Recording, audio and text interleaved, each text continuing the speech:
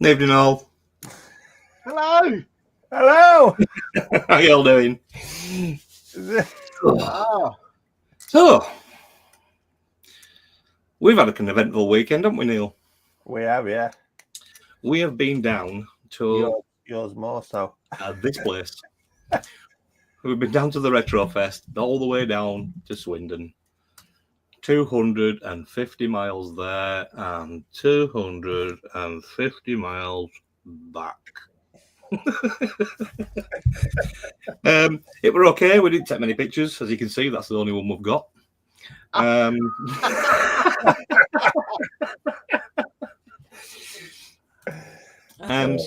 it were good. It were new. It was a room. It was a room full of computers. Yeah. There wasn't much stalls there. I was expecting a little bit more to try and buy some things. I know Neil picked some stuff up. But it was good to meet everybody. It was good to meet the other YouTubers. There were Neil at RMC.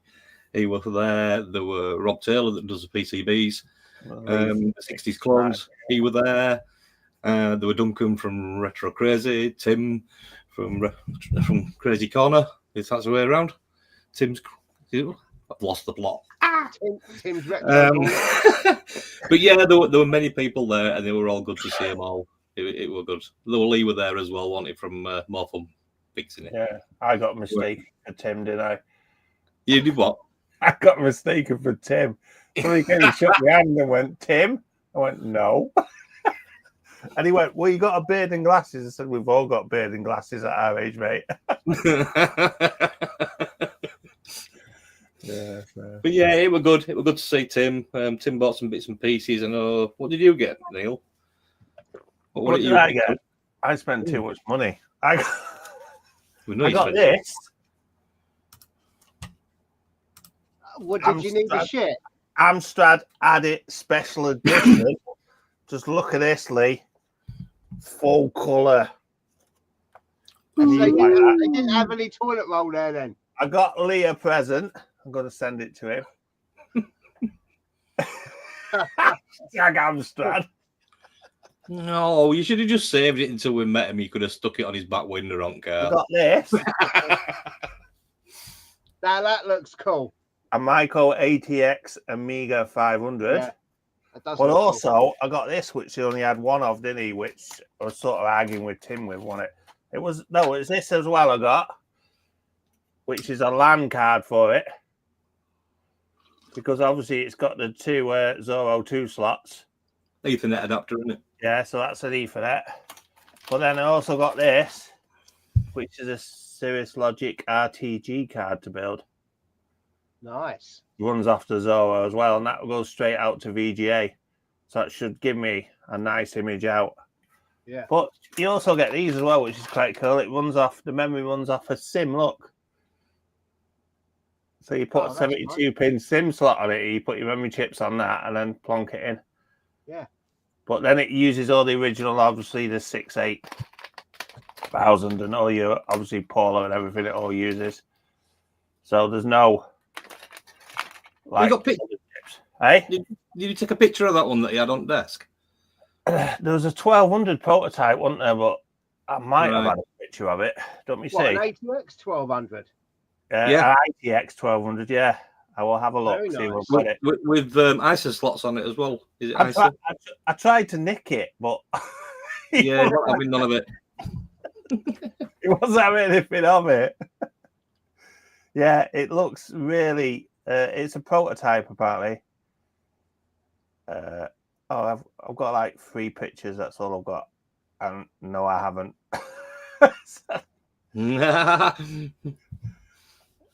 Sorry, no. No. It was the other one, wasn't it? With that Apple one that you took some pictures of. I took a picture of an Apple one, yeah, which was reverse engineered onto an ITX board like that as well. So there's somebody who's done it with the Apple as well. So it's quite cool. Let's say there's some really clever people there and some nice ideas, but like I say, again, it's an expensive hobby in Italy. Yeah. And I haven't even bought the bits for that. I mean, I've still got to buy bits for it. As you can see. Oh, and I finished building this, as you've probably seen. I haven't watched it yet. So, what's the verdict? Do you like A it? mammoth. Yeah, apart from my normal mistakes I make when building things. Yeah, I don't know if you could spot one mistake there straight away. I didn't. I've watched your video, but as soon as you said it, yeah, I can see that. Can you see it, Lee? No. There's one glaringly bad thing there.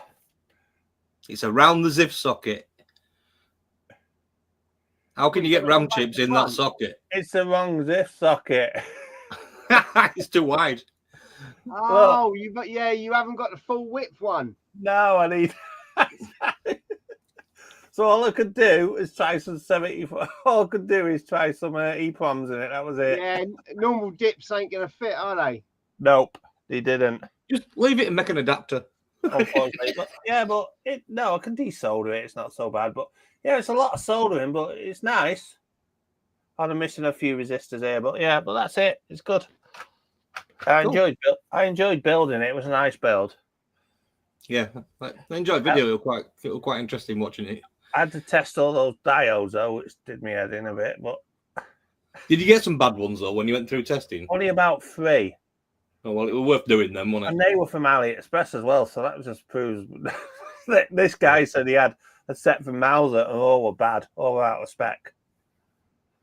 So I guess it's right. They say to test them for a reason, because apparently if it's high, it'll just blow your chips. Well, you can't just throw a lot of stuff on your board, can you, and fire it up?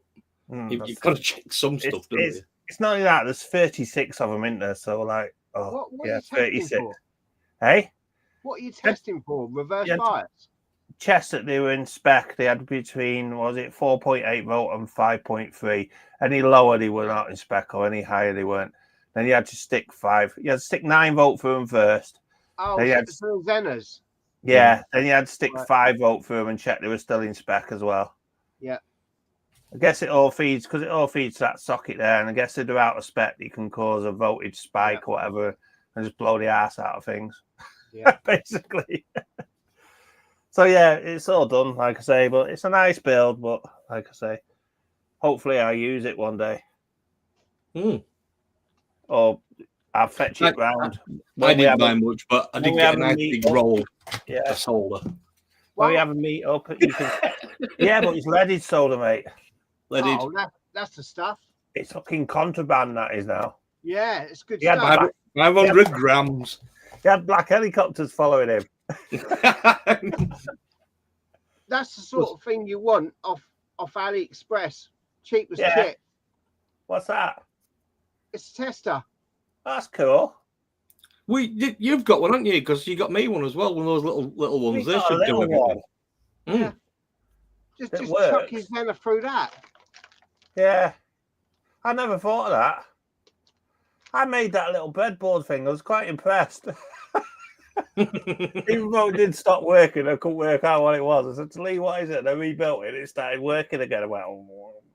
Yeah, breadboards are shit. They just keep losing their connection. Yeah. What was that computer that were at Retrofest that were all made out of them? There was a computer made out of breadboards. No, I can't remember what computer it was, but I remember looking down inside case and there were loads of little square breadboards. Yeah, all down. It had a custom OS and stuff on it. It was like his own he'd made. And it had a BBC B keyboard on it, I noticed. And there was just loads of breadboards like that with wires going in between and stuff. Pretty nuts, actually. Like the old hard wiring, isn't it? You know, they used to twist it round. Oh, that's shit, that is. Yeah, it was similar to that kind of thing, but it were breadboards instead of wrapping it. Oh, quite clever. You'd have loved it, mate. There were plenty of Amstrads out anyway for you to have a look at.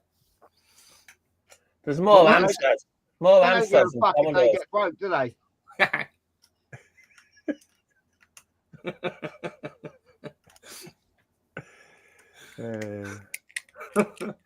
Well, what have you been up to? What have you been building, Lee? I know you did something with an MSX, didn't you? I'm still working on it. Right. So what is it? I've been designing a case. Oh, that's really cool. Is that for that one you made? Yeah, a 3D printed case just for fun. So as you can see, it's getting there.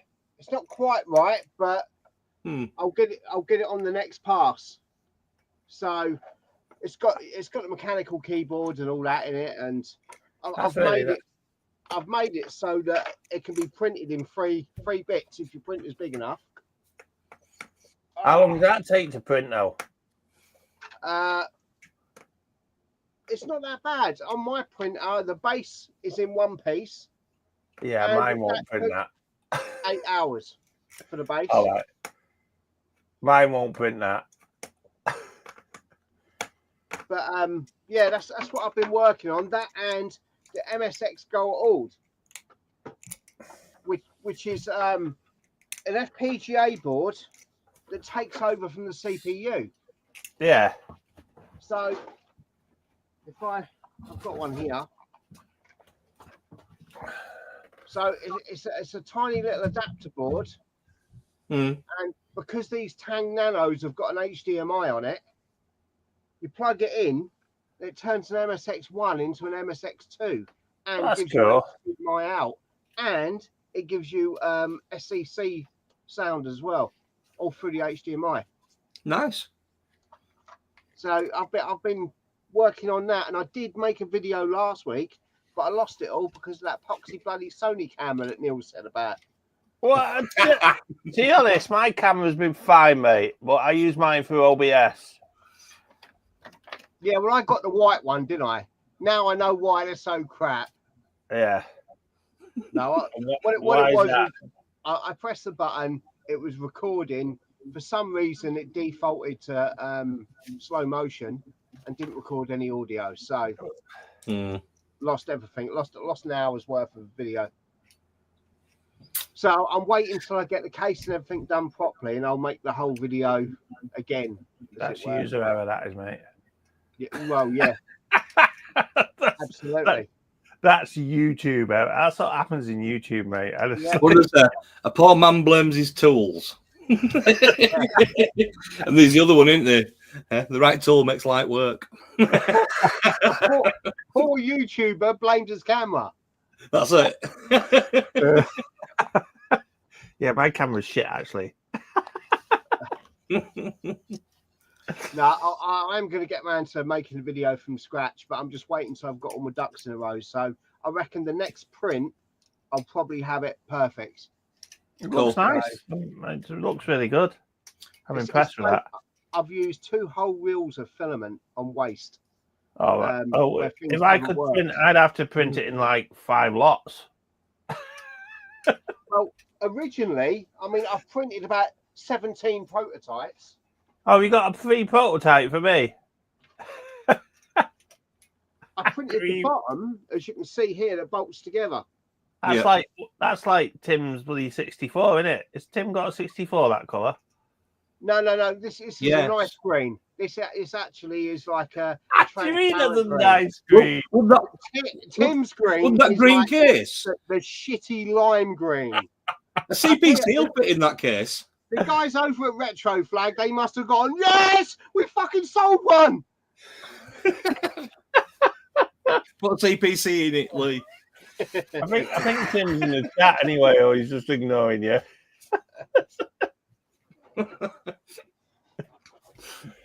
No, I think the case he's got is just a lime green one.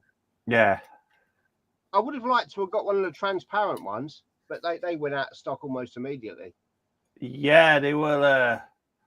What's his name, weren't they? Oh, I can't highlight that. Highlight that comment. Kermit the Frog wants his case back.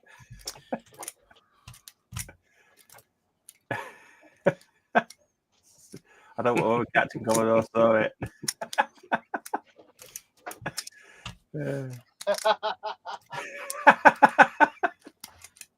I've got all these failures, you know what I mean? Just dotted around.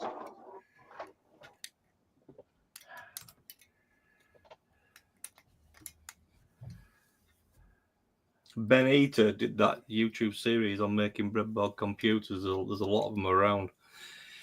That's great, but surely they wouldn't last long. Surely they'd get bad connections on them. Yeah, you know it. Exactly. There's that many bloody connections on it. I mean, that's sort of dry connections. I reckon you fart too close to it and it's going to fuck up. Well, that's what happened to mine. I sneezed and it stopped working. Mine did. So that was just a simple diagram with. That was just all I had in it is a resistor, a diode, and a plus 9 volt going in. That was it. Yeah, he's back. Yeah, his Green Mini 64, C64 is awesome. I'll tell you what, Tim, right? And that's for that shitty ASX green. When I saw your video and I saw that green bread box, do you know what I thought? Immediately popped in my head. Amstrad. No, they're shit. Do you remember those sweets you used to get? The lime and chocolate ones? Yeah. Yeah, chocolate limes. Yeah.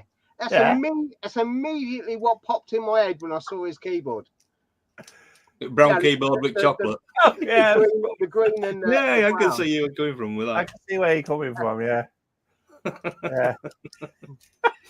No, I think they made a whole load of colours as well, didn't they? They spat out a whole load. Yeah. Yeah, good. So is that the all coming up in future, Lee, that you got planned going? Well, I've got a Mr. FPGA Pi coming. Mm-hmm. I managed to get on one of those batches, which was, pretty close. It popped up. Oh yeah, we got some in stock. Next thing you know, it's out of stock. So I don't know how I managed that, but I've got one of those coming. And you've got something else coming. Oh, I have, yeah. I've been playing with shaders as well on RetroArch and on the Mister, and I'm going to do a video on that because some of that is really good.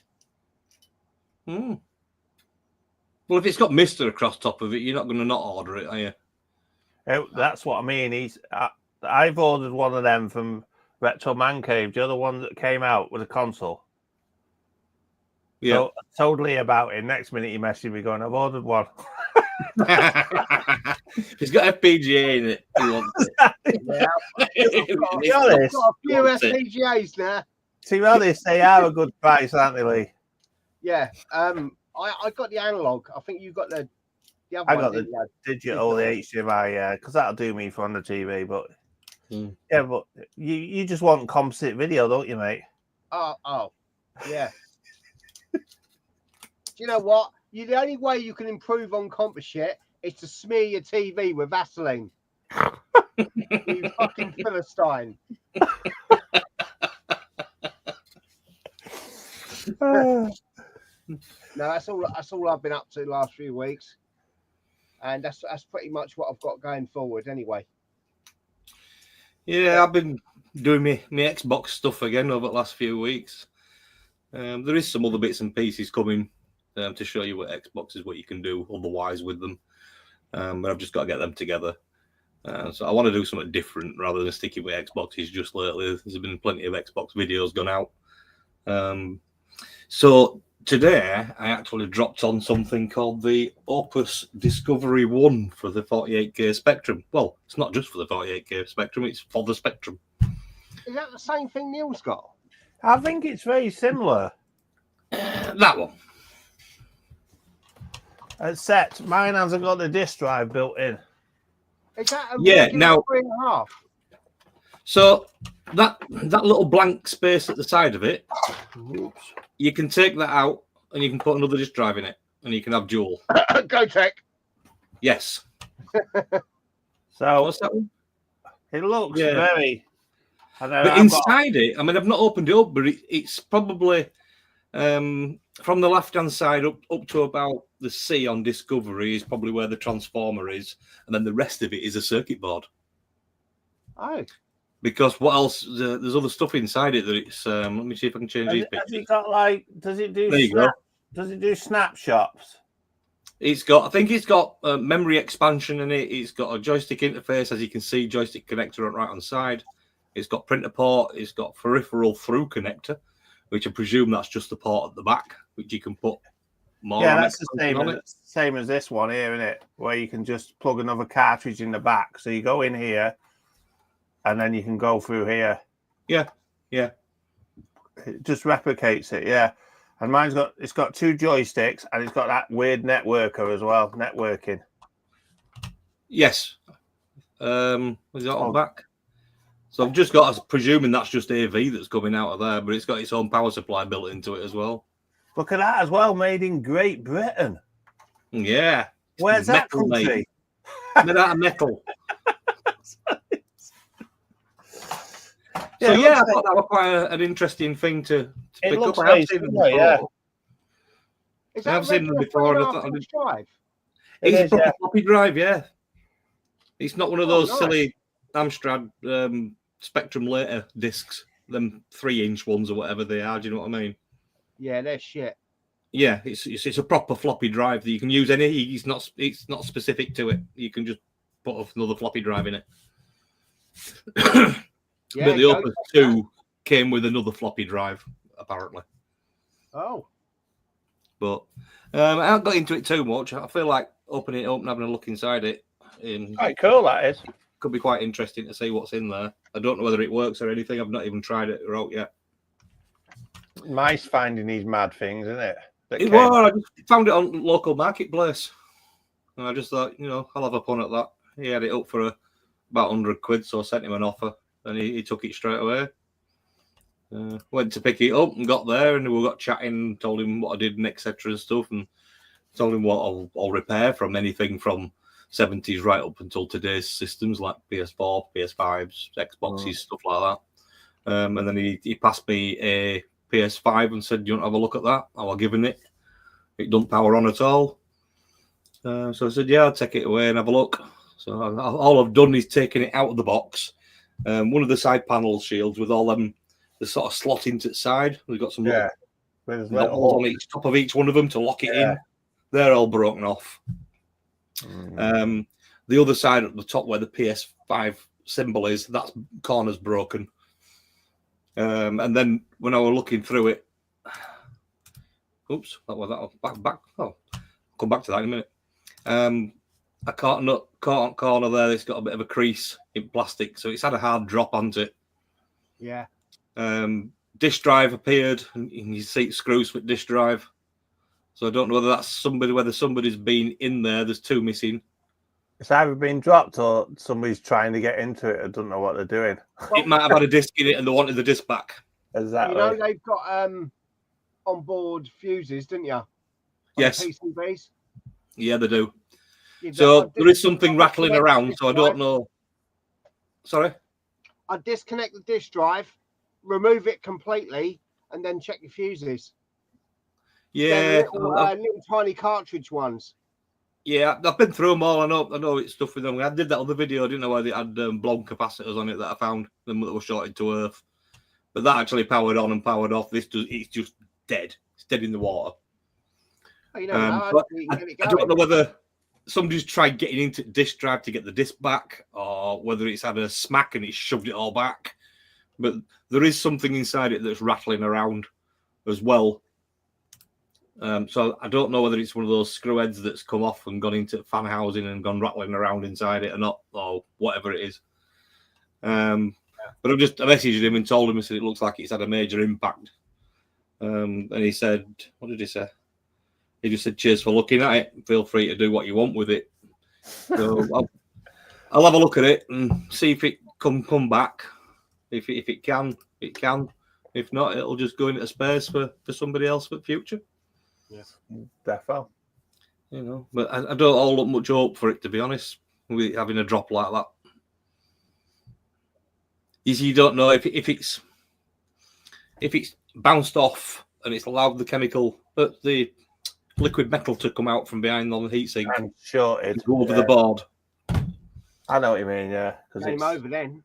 They're known for it, aren't they? You know what I mean? So if it's been stood up in its life and it's all dropped to the bottom, and it's got a drive patch at the top, and then it's had a massive jolt and it's all blobbed out of it at the bottom across board. That's the only thing I can think of as something that's like that. But under the GPU. When I get a chance at some point in the next 12 to 18 months, I might have a look at it. Exactly. I think we're all like that, aren't we? Yeah, but just skipping back a little bit because we missed that out when we were talking about that. If you look at the back of it, it's got onboard power supply. It's got video monitor port, which I presume is just AV. Joystick parallel pass through, and it's just normal floppies. Unfortunately, I don't have a manual for it, but I have got the PDF, and it is just a 3.5-inch floppy drive that's in there. Does it just work when you plug it in then? Yeah. Or you don't need to load it like a setup disk tape or anything like I had to? Can you type Cat 1? Yeah, that's how it worked in the end, but I had to run this setup thing first. Do you remember, off that tape?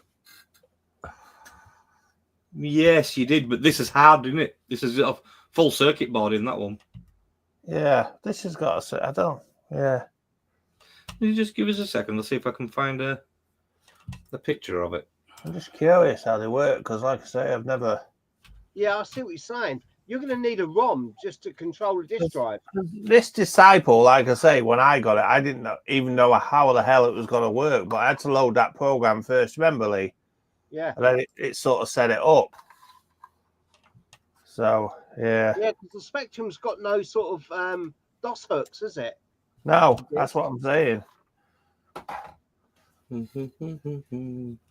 Sorry, nearly there. Because it had its own, like, disk operating system on the tape, and you loaded that, then it worked. It was weird. So, I don't know. There you go. That's what we did, actually. You look. That's quite cool. So I'm presuming just look back behind that floppy drive, just under the casing, you can see another adapter. So you'll plug a secondary floppy into there, I would presume.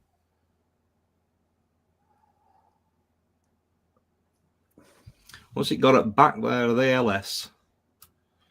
74, 74, 74, 74, 74, 74. That reminds me of a 1581, Steve. Shut up. It does as well, yeah. You've got a ROM, you've got a 1770 controller. Yep. I'm presuming that's a 6821. Motorola, is it? 6821, yeah. That'll be like your CIA, won't it? That's what I mean. It's looking suspiciously like a 1581. Oh, it's got 1541. Yeah. Them things in middle look there. That's only a bridge rectifier.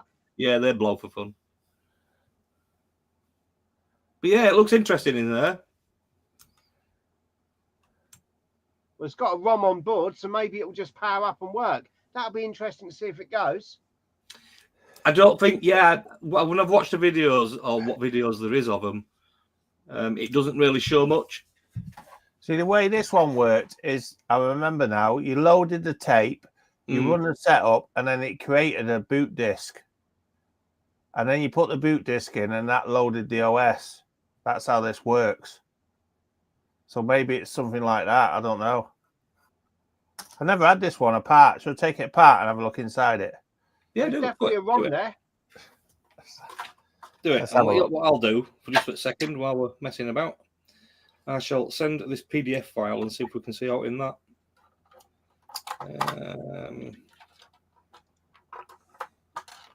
Documents.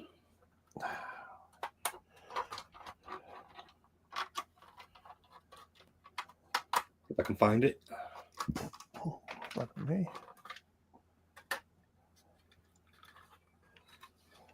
Well, speaking of 1581s, yeah, I know that's fucking heresy after the shit we had. There's a guy on Facebook called Jay Dismaris. He apparently made an open source board that didn't have the same problems that the Alpha Labs or the DIY Chris had. All right. There you go. Hang on, let's bring you up. It looks very similar. Let me take that off.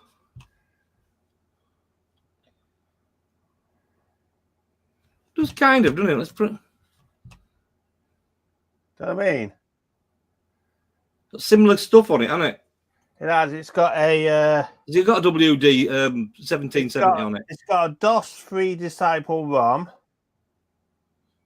It's got a Toshiba TC565. It's got 1, 2, 3, 4, 5, 6, 7, 8 74s. And it looks like something POW 20 Bannock or whatever they are.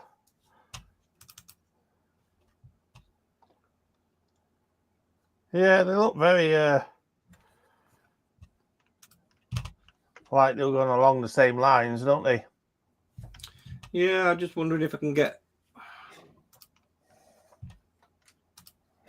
see what it says about, because I don't know about them, obviously. Like, no, I mean, when I found this one in my car, I thought, what the hell is that?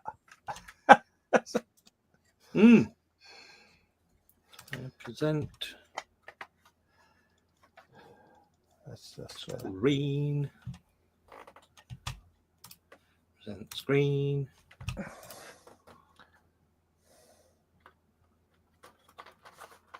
What in it?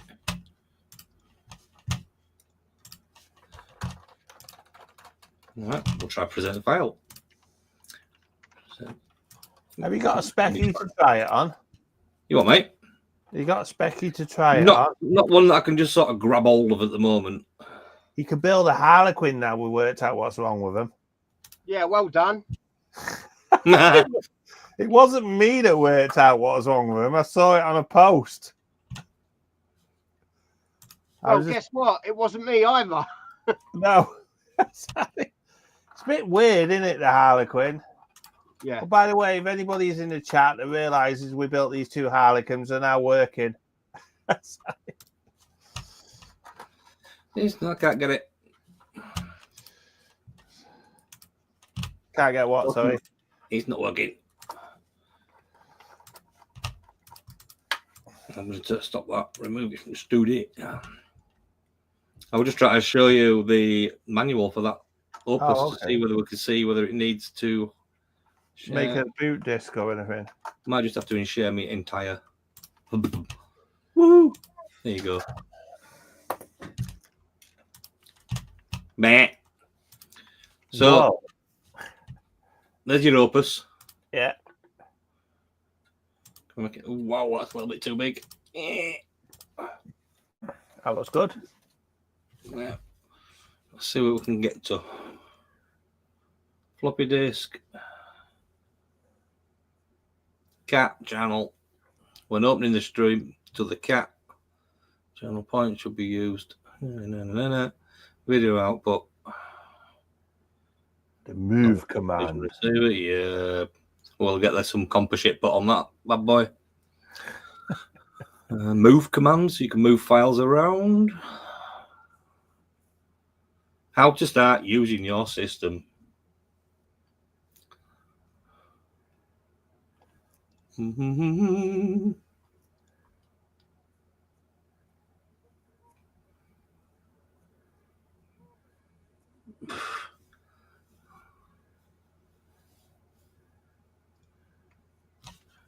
Discovery unit.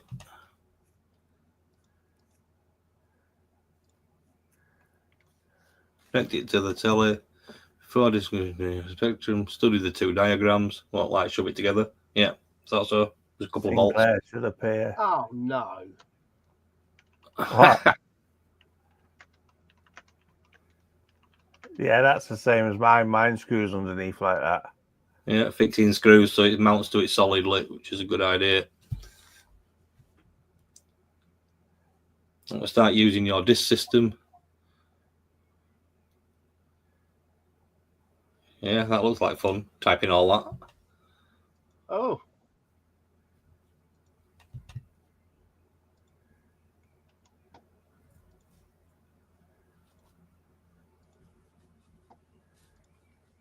You just sent a Cat 1, I think.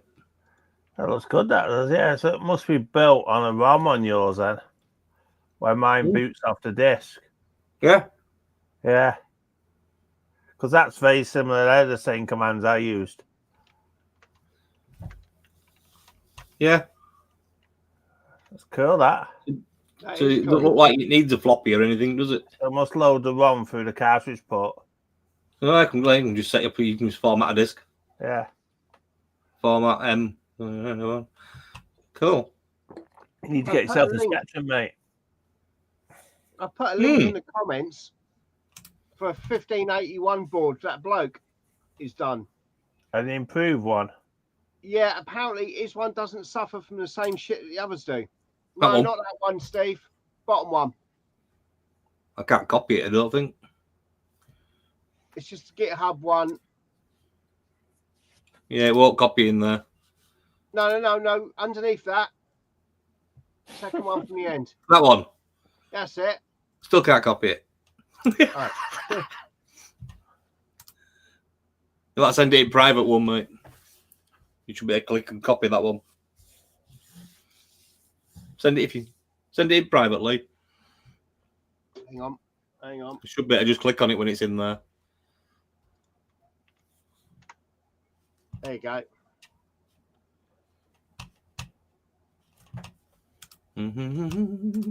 A notable difference is he's just got a regular 12-volt barrel connector on it. You got a specky there and your picture behind you. Who? Yeah. The shelf, look. Yeah, but look, it's not really there. Not. I couldn't resist that. It's all boxed up, is that one? It's like new inside there, to be honest. So Is that still there or is that gone? No, I've still got it. Oh, okay. I just took when I sort of sold enough to bugger off an holiday. It was just a little task. I just thought I'll try sell a couple of retro bits off and see whether I can let it pay for an holiday without touching bank account for a change. So I sold a few bits off and made what I needed to, and just took it back off from being off sale. So I'll just save it a bit longer. So I've got that one, and I've got the 007 one as well, the James Bond pack. Yeah. That's another new one, is that? And I've got another 48K Spectrum in one of those cases. The carry cases. They should all work because they've got the same cartridge port, haven't they? So yeah, they're all going to work no matter which one it is. Yeah, I might stick it on my 128.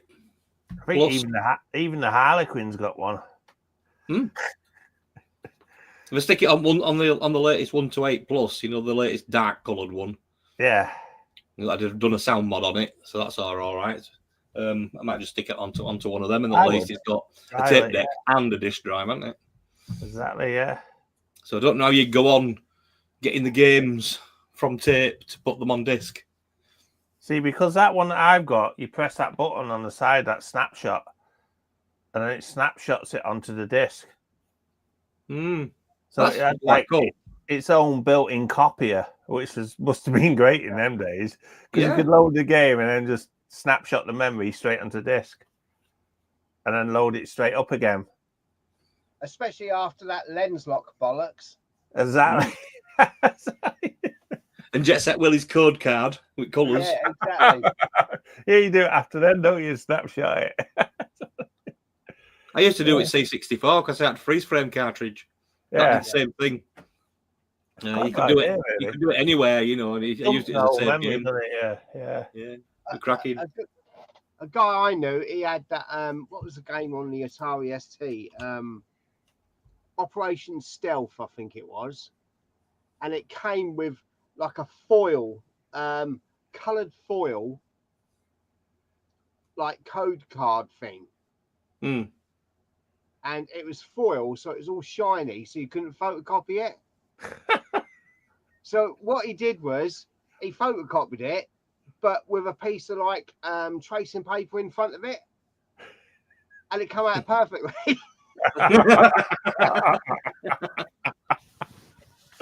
So yeah, that's clever. Do you know the amount of copying back in there that we all did? To be fair, everybody did, booting it or everything, But we went to extremes, didn't we? We used to black and white print as covers for his tape deck games that we made. Cut them out. Cut them out and glue sticker onto tape. Exactly. Yeah, we do all that. Yeah. Ironically, it was fucking Amstrad that allowed for most of the copying, wasn't it? Because he had those shitty tape-to-tape recorders that would take a game over. There you go. at high speed dubbing, exactly. Yeah, that was the Amstrad tape to tape.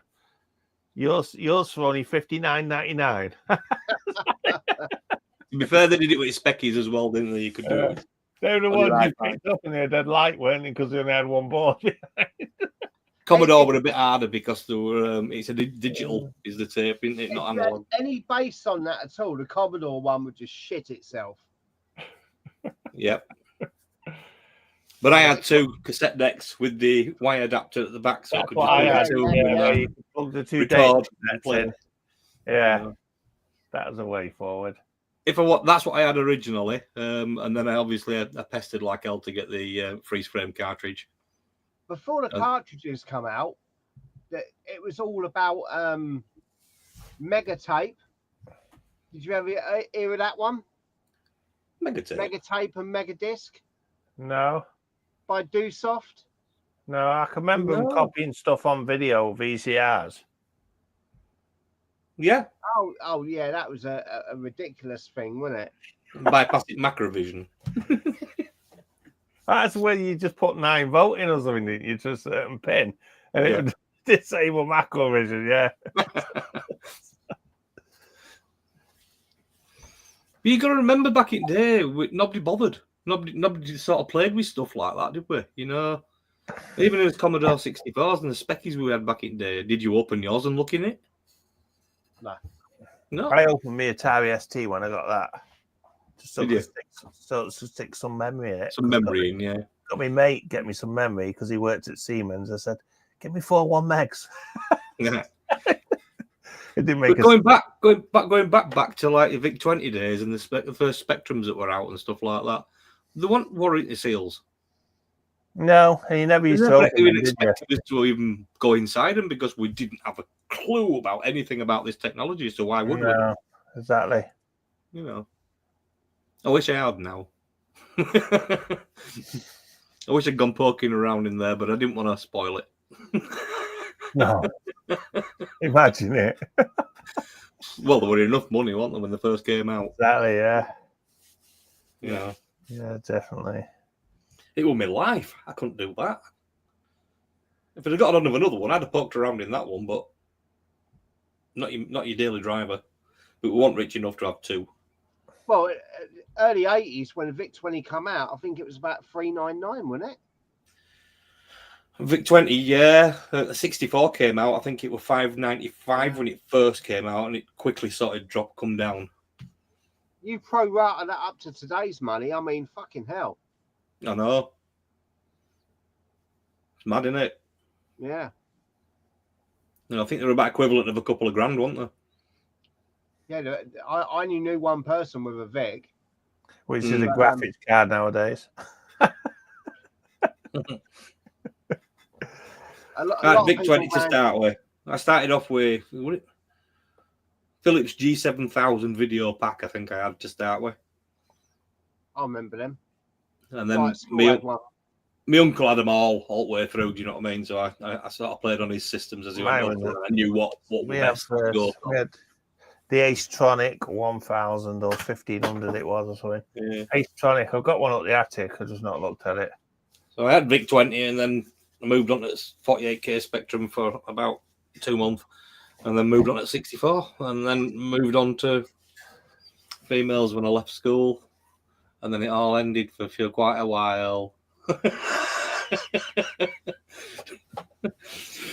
it's back in full force. But yeah. So what have you coming up, Neil? What are you going to be doing? What am I going to be doing? Apart from the builds, the PCBs you've just picked up.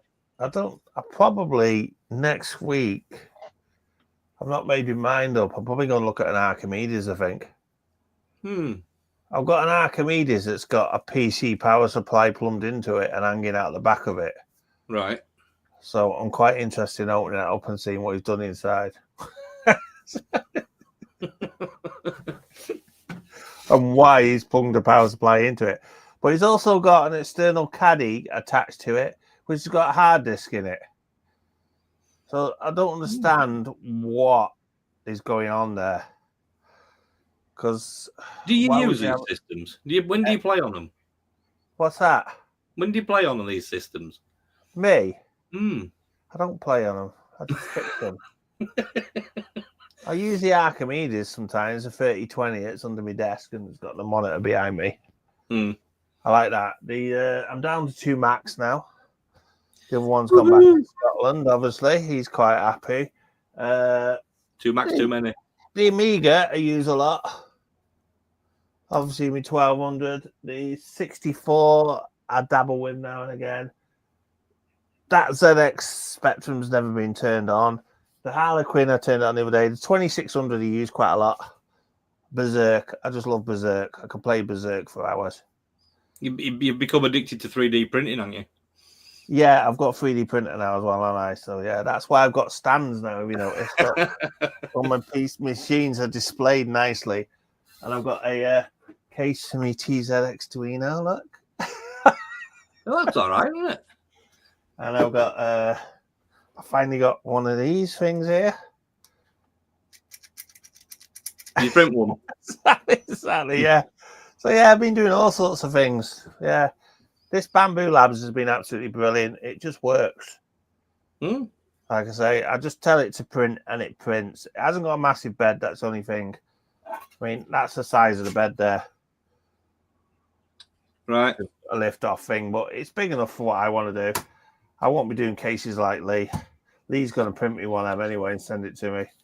Yeah, I mean, when I got the Ender 3, I thought that'll do me. It's got quite a good, biggish build space, you know, and Yeah. I'm only going to want it for trinkets, you know, for stuff like, not trinkets, but, you know, keyboard mounts or for display stands like that's all you use that for. Yeah. You know, or for making a little case for something. You know, I wasn't expecting to be doing anything else bigger, but you quickly realise that you want more build area. I don't know. You'd like to do something bigger. Yeah. Instead of getting 2 halves and bolting them together. Nah. Yeah. It never looks right. If you tried doing the Commodore 64 case, it would never look right with a lined out middle of it. No, I know that, yeah. You know, but you venture on and want. I just wanted one that works, you see, because I've had so many that just don't work, and I spend so much time naffing around with failed prints, things that don't stick on the bed, bloody leveling, and this just does everything. It's just so good, and it's fast as well. You know what? That Ender 3 I've got. You've got ludicrous mode, you've got sport mode, you've got normal, and you've got slow. Yeah, but that Ender 3 I've got, it doesn't have an auto bed leveler on it. Yeah, I level bed once, and then I just set it off and it goes. And when it prints the first one, you can see when it does first line how the bed's leveled, because it'll be like if you printed red, it'd be a deeper red, or it'd be a shallower red. You can actually see. It's more translucent on the first run round, so you can just tweak it. Yeah, I just can't be asked for that anymore. I just want to press print and leave it. My cats sit on it and play on it all the time. One sits on it, and the other one pushes the tray backwards and forwards. They're just nuts. But honestly, it's just been such a great little machine as the Ender 3. It's untrue. Yeah. My mate in saying that, I've never tried any others, so no. I can't be biased towards it, if you know what I mean. Yeah, I agree. Yeah, but other than that, yeah, I think that's all I've got coming up. I've got an Amstrad to do. I've got to print some bits for that before I do that.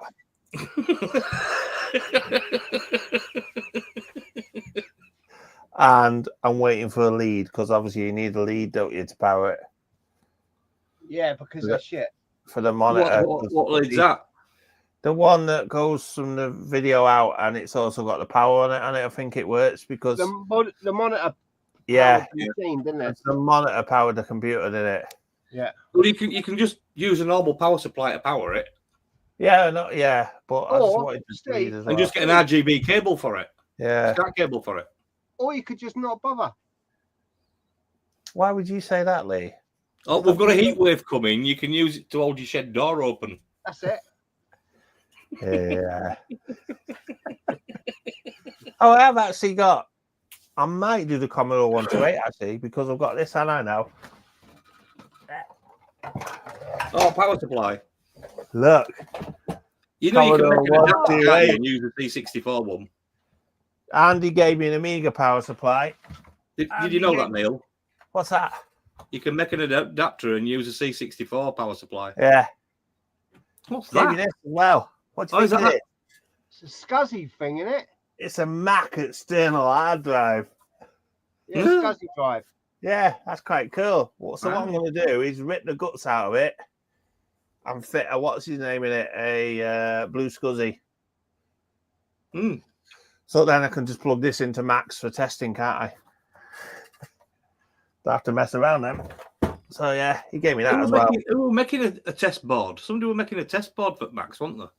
That was him that came on our show from Canada, I think. He's Rudy. Canadian. Eh? Rudy. Rudy, yeah. And he's doing one for the SE30. He's here. Yeah. Hey, Rudy. How you doing, mate? We're talking about you. Your ears He's burning. doing one for the SE30 that he plugged in. Yeah, for the SE30. Mm. One thing I do want for Mac, which is like when you're trying to work on them, it's quite scary trying to probe them because obviously you got your board in there. Yeah. So I'd like an extension for the motherboard power to come out. And I think you can do it with like an ATX cable on some of them. Mm. Do you get what I mean? So you can run the board outside the scary CRT bit. Yeah. When you're probing in there and the CRTs are. They're not that scary. One slip and you're like smoking out your ears. You know, the amount of times that I've put my arm round back at tube when it's been switched on and bored off back at tube, tickling my arm. You know, it only tickles. You know, but if you get out of that anode probe that goes into the top of it, it's going to tickle a little bit more. Yeah, and I wouldn't suggest it, but they're not that scary. They're not as scary as. I think it will put out there just to stop people from going inside them. I mean, they can be nasty back in there. I remember one of my uncles was a TV repairman, you know, the old valve amp ones. Yeah. And he touched something back wrong and it blew him through the living room window into the garden. You know, but you're talking back in the day valve amp TVs, do you know what I mean? I don't know. On the back of the yeah. on the back of the colour tube, you know, you are talking upwards of 25 kilovolts. Yeah, it tickles. It tickles. Yeah. Right. Every time it's tickled me, my hands carried on tickling for about an hour afterwards. It might be to do with my motor trade background because I used to be able to stop an engine by putting my arm over plug leads and let it spark, jump off across my arm instead of down plug. Yeah, he's numbed all his nerves. That's why. Probably. But yeah, sometimes you reach in and it's, never mind.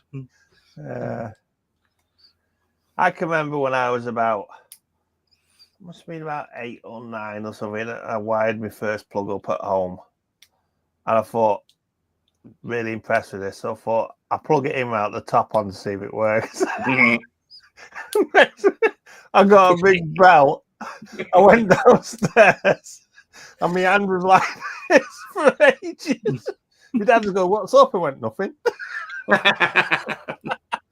I discovered that an LED light won't work through a 240 volt socket. It did. It worked for about a split second before it popped and went bang. Yeah, it must have been like, I don't know, must have been normal for I'm sure it will work with a big enough resistor. Big resistor. You just shoved it in. Like, did it work? Pop. Ooh. Yeah. Jesus Christ. That's how we discover these things. You learn not to do it again. It is. That is true. That's what I've always said. Once you get electrocuted, I know now never to plug a plug-in right top on. I wouldn't do that again. Oh, with your old plugs, don't put your fingers round back because they didn't have that plastic sleeving on. Exactly. But we all used to do what we used to do, though, wasn't it? Is just stick the wires in the plug and stick the plug on top so you get 2 devices out of each socket. Yeah, you used to put wires in it. Then exactly. That was it, yeah. Needs be. That's what's half of my shed's running on like that still. He's all pushing. Who needs a plug? Yeah. We're a bit more technical now. We'd solder wires, wouldn't we? Yes. Yeah. We'd solder the wires onto the plug first and then put it in. 15 devices soldered into one plug.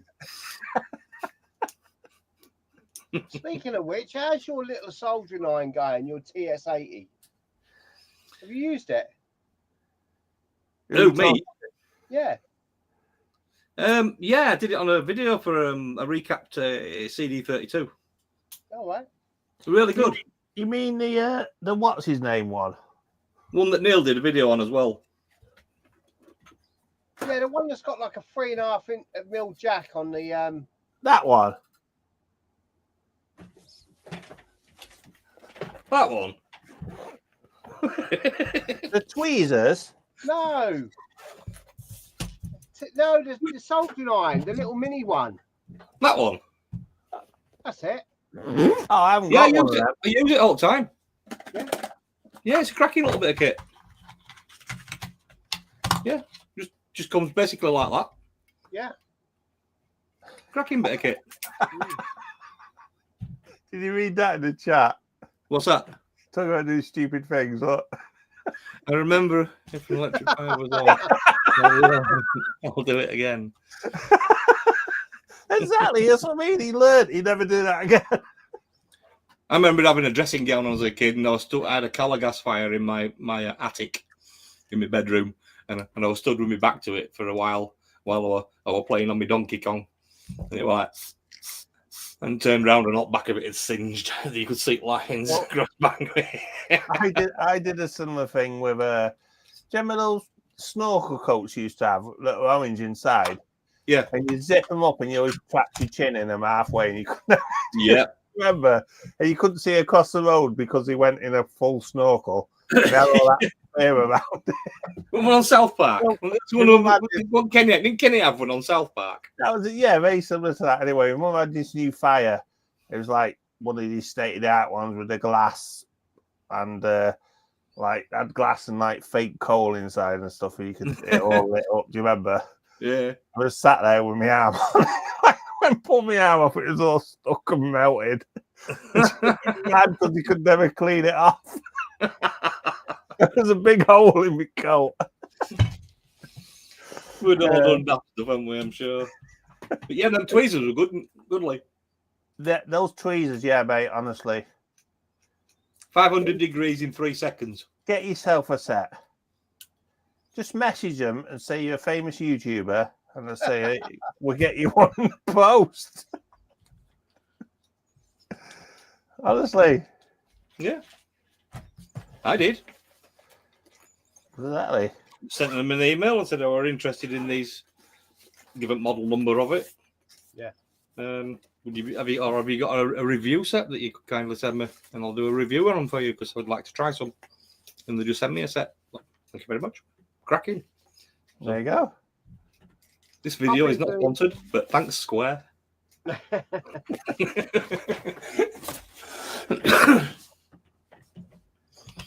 Did you bring anything back good from Retro Fest? I guess he's missed it, hasn't he, at the start? Oh, Rascast. Who's that? Did you bring anything back from the Retro Fest? I got some solder. We got a Amstrad Addict Magazine special edition for Lee. Neil, he said, did you bring anything good back? And I got, it's Axel. Ah, right. That's why. Look, Axel, I bought one of them. Shiny board. You know what that is, don't you? I was talking to you about. A cheap PCB is that? It wasn't. And It's a cheat, not cheap. Cheat. And then I bought. Because it's already got stuff soldered on it. He's done all donkey work for you. I was a bit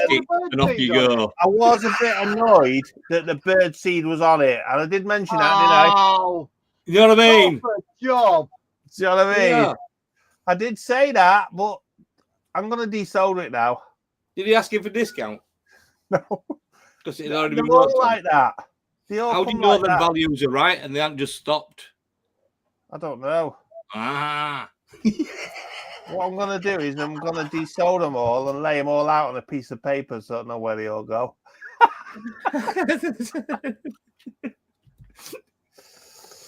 Yeah. It'd be a nice build that though if you do that, wouldn't you? At least you've got a 3D printer, you can make a case for it now, can't you? What's that? For that? I'm not going to make a case. No, get one from Ali. I just get an Ali. I just get a mini ITX case. That's the whole idea. You're not going to. I get one with nice glass on the side so you can see inside. Some RGB LEDs, flashing Amiga off a laser on the side and stuff. Yeah, look. I think I'm joking, don't you? I'm gonna have a roof light going. You're not going to make one like that and put an Amstrad in it then? I would do, you know, if I could get an Amstrad ITX, I'd definitely have one. You don't need to do an Amstrad ITX. The bloody board's small enough as it is. Yeah, I know, but yeah, I think we need to look at putting Amstrad into different like cases and stuff. I think that's the way forward. The only case you need to put an Amstrad in is the bin. Coffee. Put it in that case. Tim said to desolder the birdseed and jumbo it all up. It'd make an interesting video, wouldn't it? Yeah. Yeah. Try for what's what. Yeah. I know. Don't worry, Tim. Yours will be done before me. There looks to be a lot of resistors on there, though. You know, the resistor networks. Yeah, there is a lot of work already done on it. No, it means down here and everything. There is a lot of resistor networks to solder in. There's not as much as on an Amiga board, though, as I wouldn't say. Because Amiga board, you've got all those weird filter caps at the back, haven't you? Whatever they are. What they called? Oh, what? The through filter, the three-legged jobs? Yeah, the three-legged fuckers. Top them in there. Like I say. It's got to be an easier build, hasn't it? It's an easier build, yeah, than like, say, doing the A500 Plus board. Yeah, definitely. And it's probably an easier build than the Harlequin. Because the Harlequin works quicker. The Harlequin was terrible. This is the only one that's going to be the biggest, is the GPU in it, is this one. Soldering this blighty on. Oops, where's my camera? No, see that'd be fine. Yeah. Nah, just blob it. This one here. What he said, just blob it. Just drag solder it. No, I'm just going to do it on my heat plate. Oh, you tit. What? That's what they're for. Good luck putting your stencil down. Heat plate, microscope. You know what I mean? I'll be sorted, mate. I get a stencil for it. You can all be fit it in because you've got some stuff already soldered to it. Yeah, I just blob it and then heat plate it, and then I'll go around with the soldering with loads of flux and clean it all up. No, blob it and wick it off. Yeah, I'd put a big tip in, like a BC2 or a D tip, yeah, and then just drag it across. Yeah, and then stretch all the legs together in one big lot. Yeah, and then just whip it. And yeah, I know. Yeah, flux yeah, the I get it. Out of it and just jab it, and it'll be fine. I get it. It'll be okay. Yeah. Under the microscope with a little pointer and just put a bit of. I'm going to solder each leg manually. Hey? With a very small tip, I've got each leg manually like that, one by Under one. scope, do it. Yeah, because that'd make a really long video, wouldn't it? Do it. You know you want to. Part 1, legs 1 to 32. My soldering now to the nearly ready for my new C64 memory swap. Yeah, he's going for his C64, by the way. He's got to fix his C64s. I tried to convince him to build one because I said it'd be easy for him to do, won't it? What board is it? He's got quite a few. You know what board it is? Is it 407 or is it shop board or something? It's going to be a 407 or 425 probably, isn't it? They're the most common ones. It could be a 466 though. No, it's 1983. It won't be a 466. No. 83, right, yeah. 407 probably. Yeah. You can get modification for memory, if I remember rightly. Where you know, like the 466 one you can get, the SRAM kit for it. Yeah. Yeah. You can get something similar for the 407 boards where you can put it in the middle and just couple wires off, jumper them. I have seen them before. It might be a better idea going that route rather than putting some more RAM chips in. Oh, what's that? That one of them boards with a memory on that goes just in 2 layers. Yeah, I think I've still got one. Yeah, I've seen them. One of them. That's the jobbies, yeah. I've seen them as well. That's for the 466. Oh, fucking hell, he's got a really old one. What? You got a what? 51137. That's one of the ones before the fucking 40 series. That's really fucking ancient. It's one of the first ones. Is that was one that was made wrong? No, I think it's one of the second revisions they put out. Okay. One with 1,000,001 chips on it. Is it not just basically the same as a 407? Because there's one here, it's on, I'm looking at online, and it says motherboard 407 artwork number 251137 revision.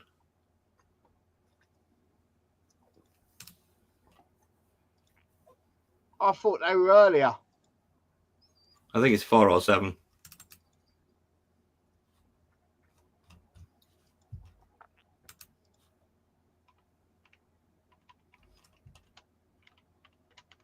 Yeah, he's looking at the wrong place. Oh, okay. When you're reading it, it starts with Commodore International across top of it, and then it says assembly number 250407, artwork number 251137, revision C is the one I'm looking at.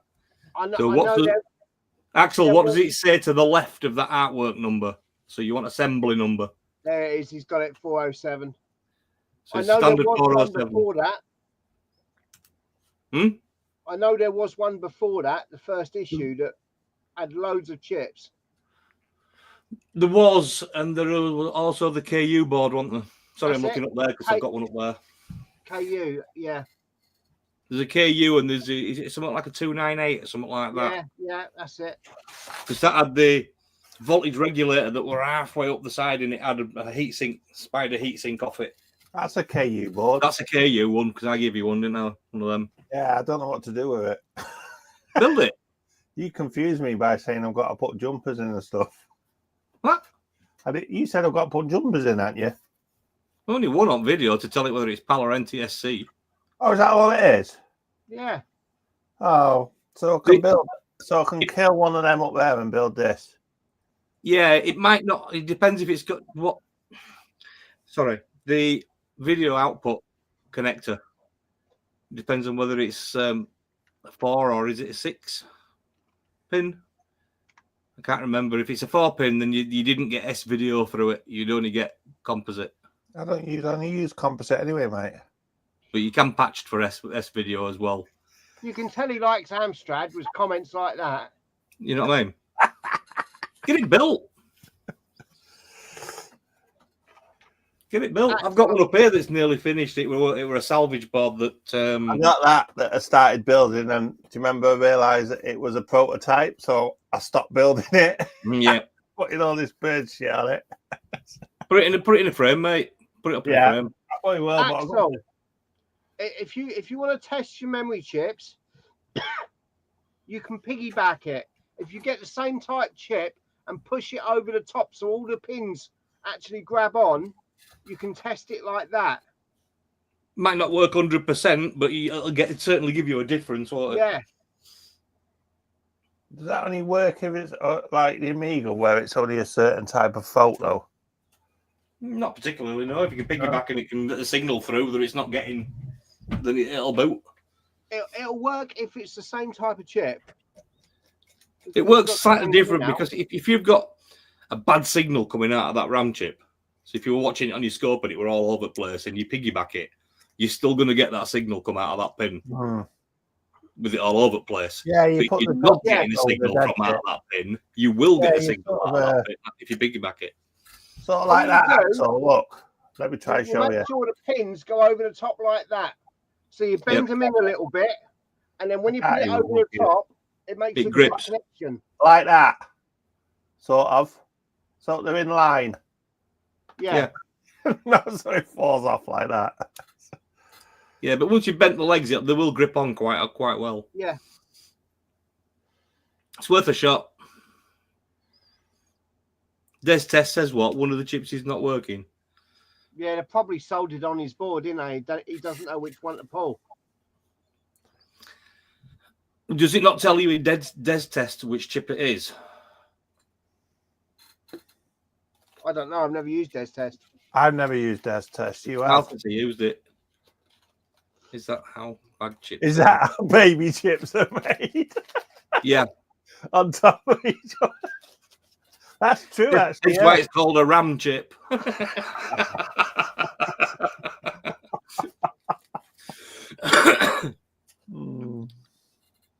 But yeah, like I said, you can get a modern equivalent now and use something like that SRAM, and then you just plug it into certain points and just run a couple of wires off it, just because they're only jumping through anyway, aren't they, on RAM? His might not be socketed. Yeah. Well, get a dead test and see how many flashes you've got and see what that gives you, and then have a look, see what your des test tells you, and take it from there. But it might not even be a bad RAM chip. It could be bad logic that's making you think it's a bad RAM chip. One of your multiplexers, your 245. Yeah, the LS chips.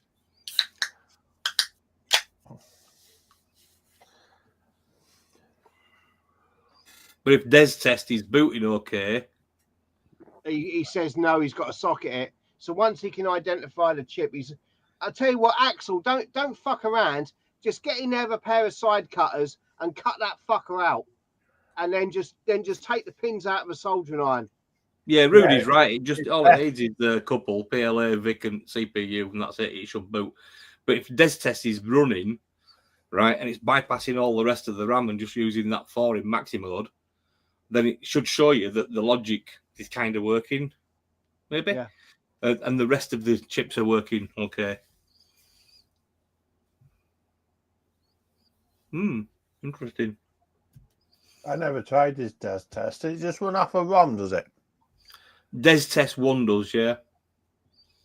There's a Des Test 2 which does a more thorough. Once it's finished doing its basic RAM check, it switches over into the normal mode and does more of a thorough RAM check. There's a few more chips to add to that one. That's because Des Test is using the Ultimax mode. Yes, yeah. And then you can come out of that after it's running and everything's passed. It'll drop into a different test and do a proper full memory test. To be honest, I don't have any 64s to work on ever. I've only ever had one. You know why? Because you've got one up on your shelf, mate, and it always works. It's got 2 on there. I bought 2, didn't I? The last one was a SID chip. I resocketed it. It was fine from those single swipe sockets. Made like Tonkers. Because they're crap. Made Those like single swipe sockets there. Commodore sockets, well, yeah. Hey, no, just generally those single swipe sockets are just crap in everything. Yeah, they are. Yeah. So which one black is it? screen of death. Is it Des Test or Des Test Max? Des Test Max. I'll have to make one of these and have a go with it. I'm not going to send you a bin file for it. Well, you just flash it on a ROM and put it in a cartridge. Is that it? All I did for mine, is I had, I think, is it a Versa cartridge? Yeah, I've got them. Yep, and all I did is burn it straight to that ROM. Oh, I ain't got one of them. It says Versa, as if. Yeah, I've got a Versa, but mine's a bit different. Will it work on like a... Well, just burn it to a ROM. Yeah, I can make it work. It's no problem. Yep, and jumper on it. We're on game. X-ROM switched off. Address 15, address 14, and I think it's address 13 is all switched up. And it's switched on 8K high. But I just put it onto there because I've got different ROM sets on it, you know, for like your diagnostics. Yeah. So I thought I'll put it on there and at least I can switch between it if I need to. In fact. Yeah, when I did the cartridge video the other week, that's the Versa I've got. Yeah. So it's very similar. Yeah. Well, it's the same jumper sets, aren't there? Yeah. Exactly the same. I've got. Well, you can see what they're set to. Yeah, yours is set to exactly the same. Apart from you want 8K high. Can you not load it on the Sidekick? Probably. Give it a shot. Just download it, bang it on, Lee. I took my chip off it, a bit look of it, and I just put the burned one ROMs straight on on it, it. can't you, and just load it. The bin Possibly. file, I think. Yeah. I don't know. But you won't be able to do that if your 64 won't boot, will it? Yeah, I suppose so. I don't know, but It depends if that'll allow that to go into maxi mode or not. I don't know. Yeah. I've Case got for that now. Shit ton of cartridge PCBs, so I'll just burn one up. Let me know how it goes on, Lee. I might get one. They're right enough. Right enough. You can't beat having it in your arsenal of tools. OT max mode, you got to set it to. Yeah. No, it goes into multi-max mode. Your multi-max mode will basically, you remember the Commodore Max? Yeah. It came before the 64 and the Vic, really. Oh, yeah, they're a bit of a silver-looking one. There were actually one at show. There's one at show, one I was just going to say. Yeah. The back wall, yeah. Well, It was the Japanese one, wasn't it? Yeah. It didn't take off. It didn't do very well. It had a SID in it, but it only had low memory. It didn't have kernels or all like that, I don't think, inside it, or characters. That were all done through cartridge. That's the whole point of Ultimax mode. It uses that as the kernel. Yeah, so all the games that worked on the Max was run through the multi-max mode, as far as I'm aware. So that bypasses everything, does multi-max mode. But yeah, it's a cracking bit of kit. I'd like to have the other one, the new one that he'd made. I think he were doing some more tweaks and all, but I think Rudy were talking to him a bit more about them.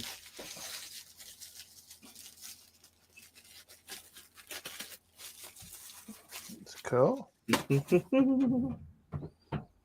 So, StatMat, the One Load 64 has converted the hit squad, unreleased hit squad of Cool World, over onto cartridge, which I've built finally.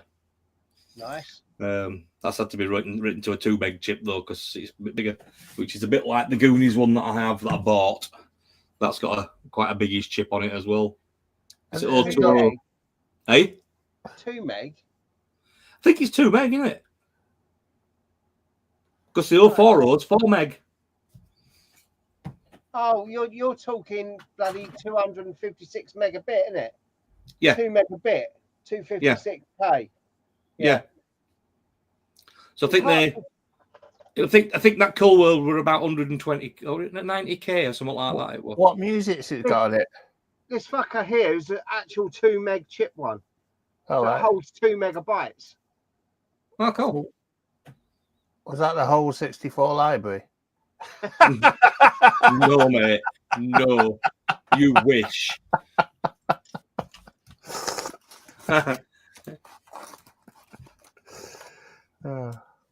One Load 64.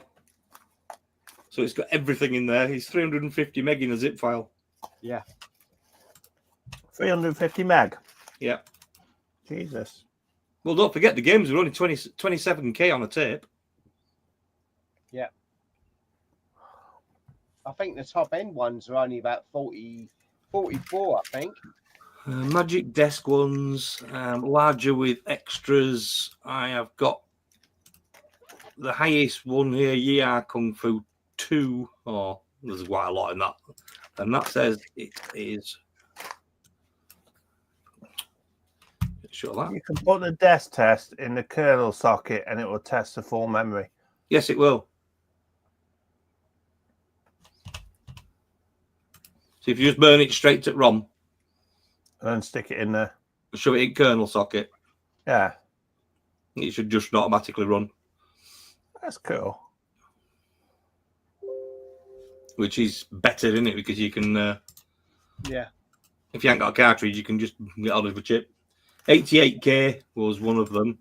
The Cool World that he did.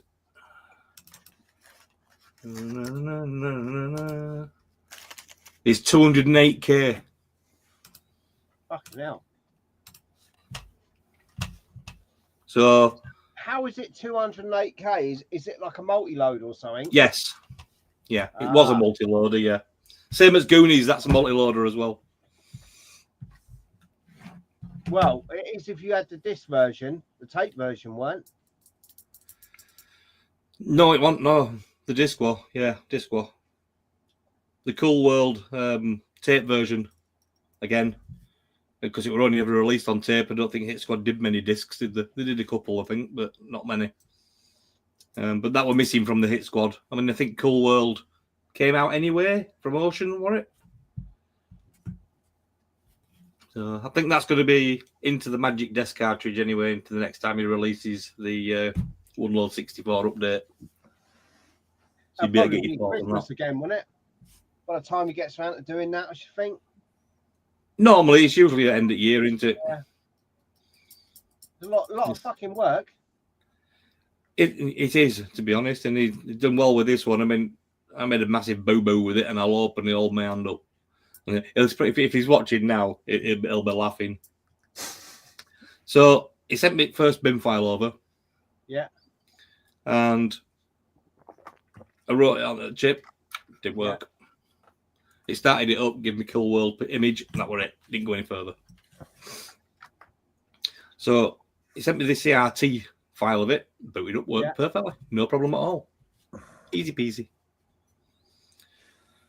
So I rewrote it again onto another chip. Still didn't work.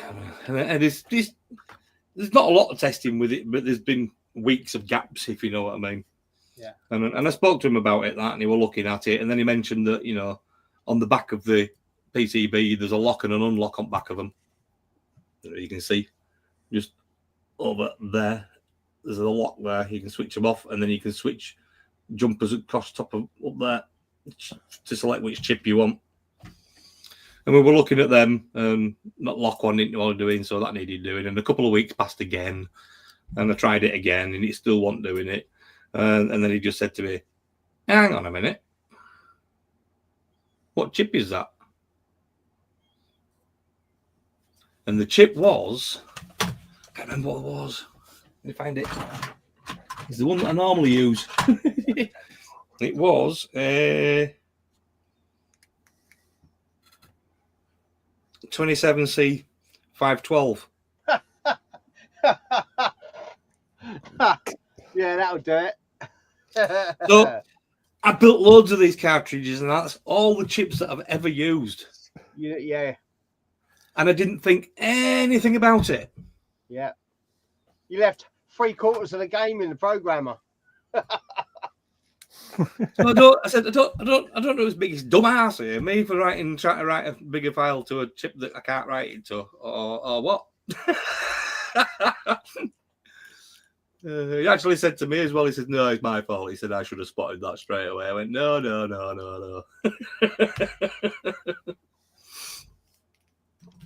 So I ended up going out and buying one off eBay, and that came. And I thought, great, plugged it in, it all worked nice and dandy. And then I thought, I'll try and put Goonies onto it and see if that works then for a change. So I tried to erase it, and it said it can't erase it. I thought, how bizarre. But it'd allow me to write Cool World back over it every single time. But it wouldn't let me erase. But it'd let me write it when it was full. Huh? So then I put chip back into the cartridge, and it didn't work. And when I compared the two files from the original to the dump one I took back off it, the first segment were changed. And it turned out it wasn't an EEPROM that I'd actually bought. No. Is it? No. It was an EEPROM. One-time programmable. Yeah. So that killed that off. I've never heard of them. Yeah, I have. Yeah, you can get EEPROMs. I mean, the normal one, the erasable one, you can get a. Yeah, you usually put them on the UV light, don't you? For yes, with windowing. Yeah. These ones are called OTPs. Oh, right, okay. Yeah. See, they just called it an EEPROM. Yeah. Which it was kind of an EEPROM because you could electronically write to it. Just once. So that were dead. So then when you wrote it again, it sort of corrupted it. I think when I went to blank it to put something else on, I think it set off to do that first file. And then it wouldn't do it again. But you could write it back over the top of it. Cool world, cool world, cool world, cool world. Without it saying, you know, this chip's not empty. After you wrote it again, no. No, because you've corrupted that first. Yeah. Okay, then right, I understand that. Yeah. So that went in bin. So I bought a lot of Chinese ones. They all look like they have different coloured labels on them when they come. Supposed to be Western Digital or something like that. A WD on them. I thought, hey, up, here we go. Am I going to be taking paint off top of them, and they've been reprinted for the copies? But they all work. They all work cushy. They're about 13 quid or something for 5. They're not cheap, are they, nowadays? No. What did I buy the other day? I bought these the other day. It's like anything else, though, isn't it, mate? Everything's going up in price, isn't it? You know. Oh, it's getting ridiculous. These are. But it's horrible for us if we're going to sell some stuff on like these cartridges because you've got to up the price, but you can't really up the price because people. Do you know what I mean? But if you're looking at paying £2 for top chip, and yours had blue writing on other chips and a switch, and buying the PCBs and solder and time for doing them. What are they? Blue writing like that? I can't see them. All right, you don't see the. A bit hard to get in focus, but some have got blue writing on. Look. Yeah. These are 27C010s. They'll be real. 128Ks. Yeah, these are for the Mac ROMs. You want some 2764s? These have got AMD logos on them.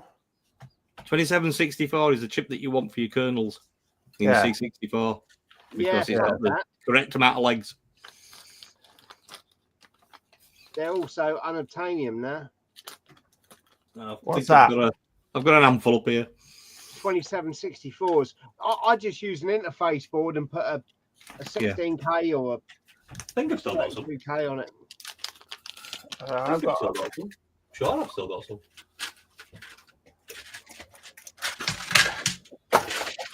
Got me thinking now.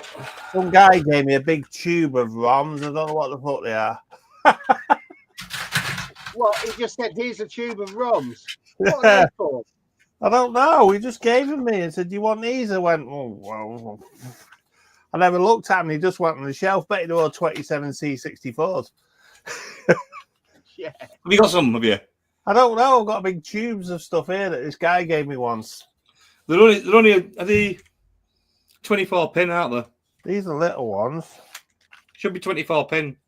27C512. No. 27C512. Yeah, they're all 512. Chips. Yeah. These are 27HC641. 27C256.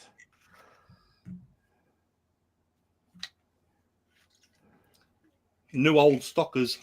I said handful, didn't I? I've got 3. If you want stuff like that, you're better off going to AliExpress now. Just buying a pack of 10 of them. Tell you what, I bought everything for that retro chip tester from AliExpress. Yeah. And it works. Yeah. I use them for loads of gear.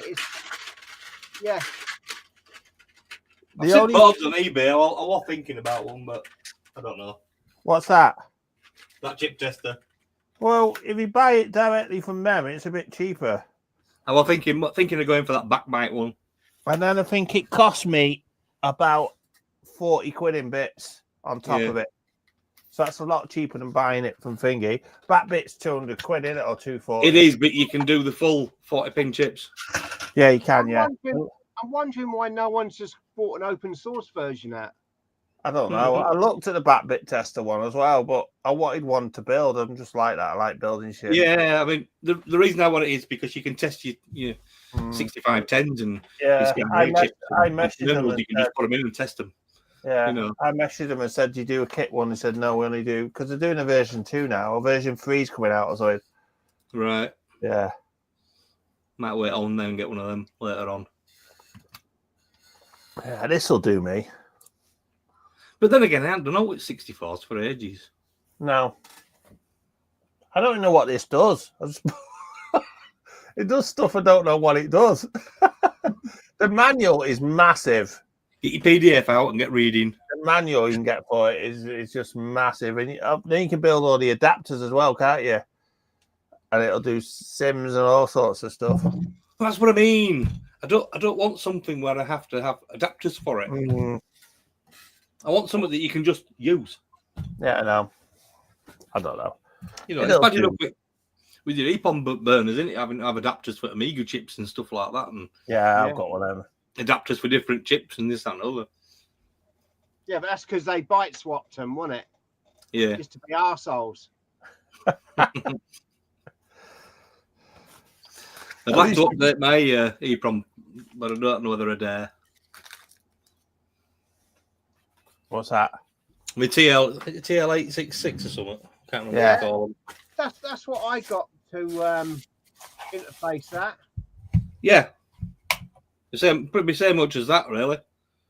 Yeah. You're two are posher than mine. Why? I've just got to remember not to put the chip to the top. You've got to put the chip in line with the legs. Mine's just like that, look. So I have to put my chip at the bottom of here. What the fucking hell's that? Hey, it works, mate. What is it? So you plug that into your socket, and then that goes to the front of the programmer. Ah, yeah, you've got that ICSP socket, haven't you, there? Yeah. I am. Ah, right, okay then. I think you can cut that out and put a socket on it, and it works. Well, it works anyway. I mean, I don't know whether mine's an original one or whether it's a cheap clone. And if you update the software on it and it's a cheap clone, it kills them. That's mine there. Yeah. So I was tempted to knocking that end plate out and putting one of those. That says on it genuine. Genuine AliExpress. Genuine AliExpress. When I'm looking back at the sticker on that one, I don't know whether how legit that. I think all my shit are clones, but they all work. You know. But I do know that if you try and program one that's not real, it'll brick it. Mine always updates, but I just leave it to do it. Software, not. I think Steve. No, it updates the unit. It does do it because it said to upgrade your firmware and unit. Does it? All right. It might do that version of yours. Might do, mate. Yeah. The 866 TLL don't. So I've never been tempted to update it. No, mine's done everything I wanted it to. So. Yeah, they're good. You need one. I might look into it. What? What's he says? My next batch of stickers are gonna say genuine. Yeah. Genuinely built by Tim's Retro Corner. Exactly. How'd you like me badge, Lee? Oh, does it really, Rudy? Right.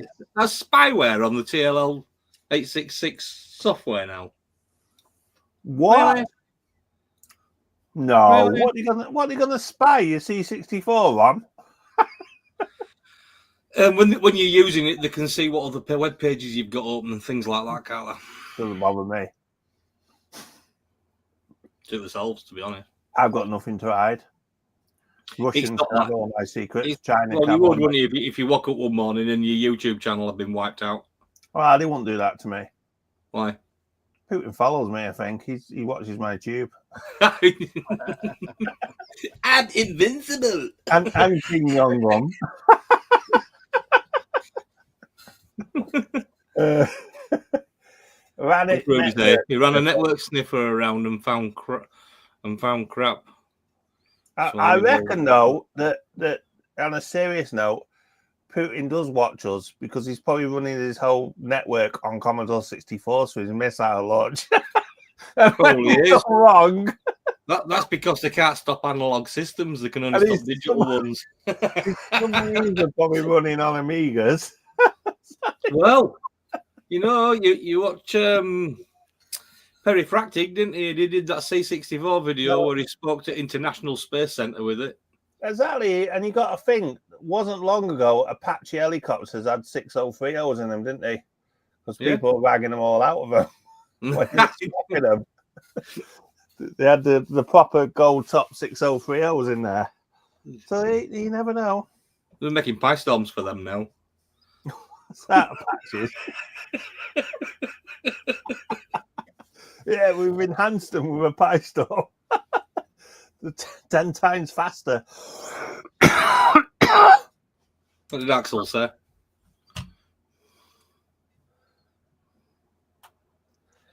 That's that projector. Refused to put any logged in details in it. I tell you what, don't diss that projector. That is absolutely awesome. Looked all right. He just said he doesn't want China robbing him. You just don't know. Trying to look at what I'm doing on it. They'll see me playing River Raid and Star Wars. And they go, what the fuck? That country's backwards. He has it on his bedroom ceiling. They've only got to look at the news to know that.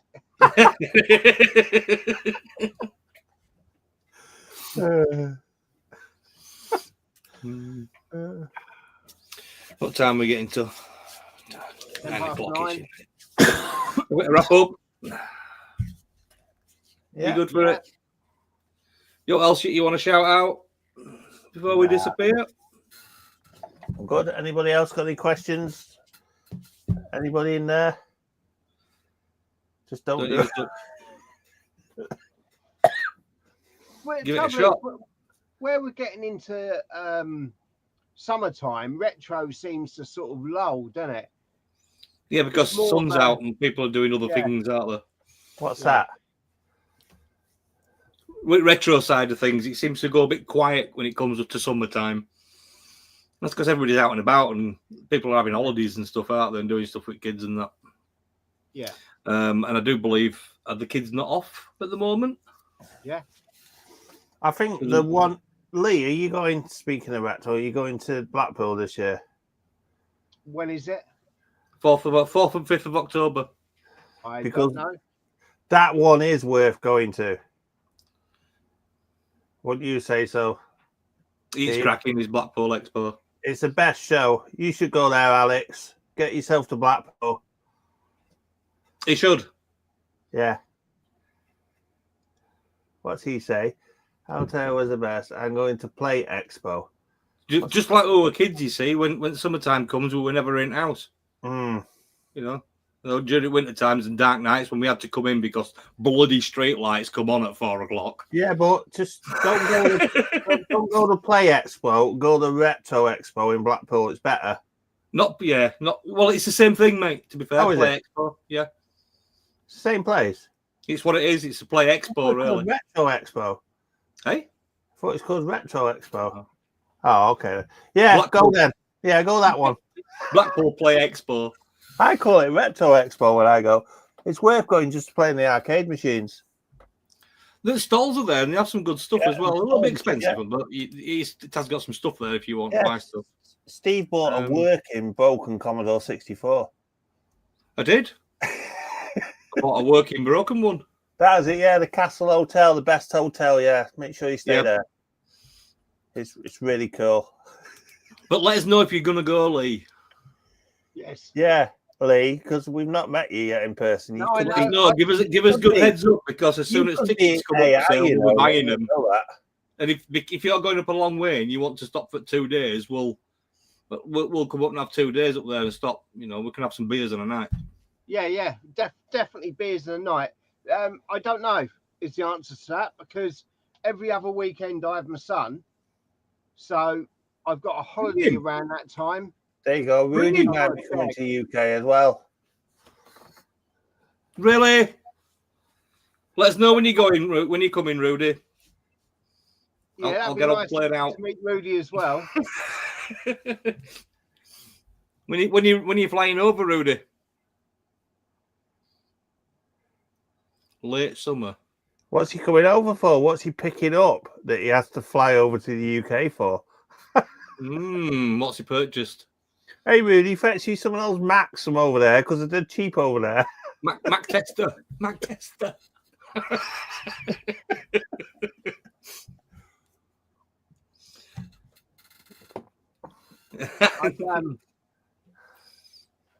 But yeah, Blackpool Expo, Lee, you want to get your backside there, and even if you do have your lad likes playing games, doesn't he? Exactly. Not many. Yeah, but he liked the arcade game, surely. Have you mentioned it to him in past? Has he got no interest at all? No, I haven't spoken to him about it. Oh, right. I don't know because I know my holidays around that time, so I'll have to check what the dates are because that's what got me last year. Yeah. Do you go on the same weeks every year then? No. All right. Okay. We tried to get the same weeks this year. Yeah. And it all got a bit fucked up, and Tui fucked it up, so it got shifted a week. So I'll have to have a look. I can't remember which way it's shifted, forward or back. All right. Axel, you're on about pinballs at Blackpool Expo. They've got absolutely loads of them, probably about 20 pinball tables you can play on. It's all free. Like Jaws and stuff, but they're usually quite busy, aren't they? But there's loads of machines there to play on as well. There's every console computer just sit down and play on. Yep. Definitely. It's definitely worth going just for that. And then obviously you've got like your sales, you got your famous people there, haven't you? You've talks going on, there's competitions going on, you can get involved, can't you, and have a game together. We tried, didn't we? But they were not there for us really. They've got a sensible soccer they had, didn't they? Yeah. He wanted to be something like, I don't know, speedball karate or something like that, or speedball rock and wrestle or something silly for a laugh, you know. Yeah. Daily Thompson's. Yeah. What was that one in the arcade that always made that beep sound? Track and field. Track and field. When you used to go like that over buttons. That's the one they want to get everyone on. Anyway, Alex, we've never met Lee anyway, so. No, we haven't, mate. And you've been twice before. We've actually been twice before as well, haven't we? Yeah, it's been there the same time as us. 3 times for me. Oh, yeah, he's been there the same time as us, and Alex has. He's been what? Right. The same time as us? Yeah, surprised he didn't see us with all the crowds around us. To be honest, we couldn't even find your last for 2.5 hours, let alone anybody else. Yeah, we have to wear dark glasses and stuff so nobody recognises us, don't we? Ivies. Yeah. I need to get returned. Rudy's going to come back with some 8-bit machines. Rudy, don't even fucking bother with an Amstrad, mate. Do it, Rudy. Good man. It's not worth the luggage space. It is, Rudy. Just leave the Commodores behind. Lee, you're wrong. Leave him alone. Let him take as many Amstrads with him as he likes. You need the At least it's a pile of Amstrad that's not in the UK anymore. Amstrad. The best of British, mate.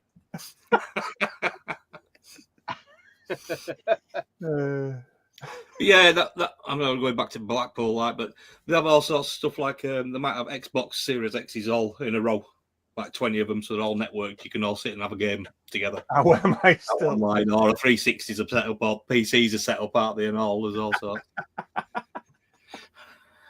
What's that? Neil said he'd give him one. Giving me what? Giving you what? I've only got one Amstrad. You could have. Do you need an Acorn Electron, Rudy? Oh God!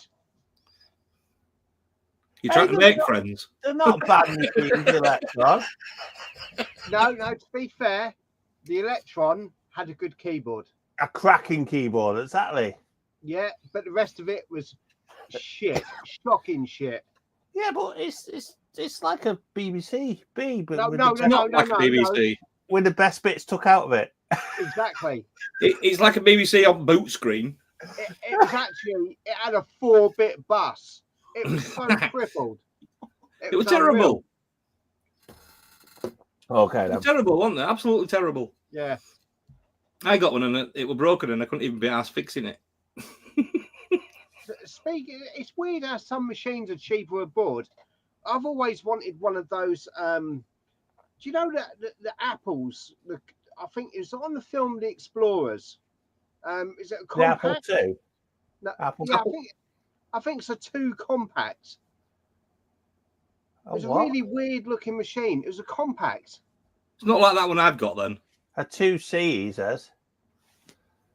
Yeah, I think that's what it was. Did I not give you one of them, Neil? What's no? The little thin. No, unit. it's not one of them. No, that was a. I know what you mean. I've got one of them, but they had a monitor on the top. Yeah. I always fancied one of them, but getting them in the UK is fucking shocking. What BBCs are you after, Rudy? What? Does he realise how big they are? He's going to have a big suitcase. And also imagine the reefer cats went off on the plane. Double disc drive as well. It'll be up to his 22 kilograms in no time. Fucking hell, Rudy! If you get a master, Jesus, that's as big as a suitcase. They are big, them, aren't they?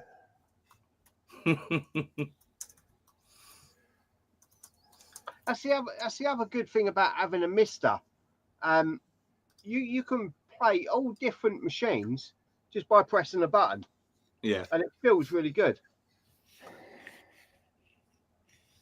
Me, AI can bring you an Apple IIc if you can get me a BBC Master.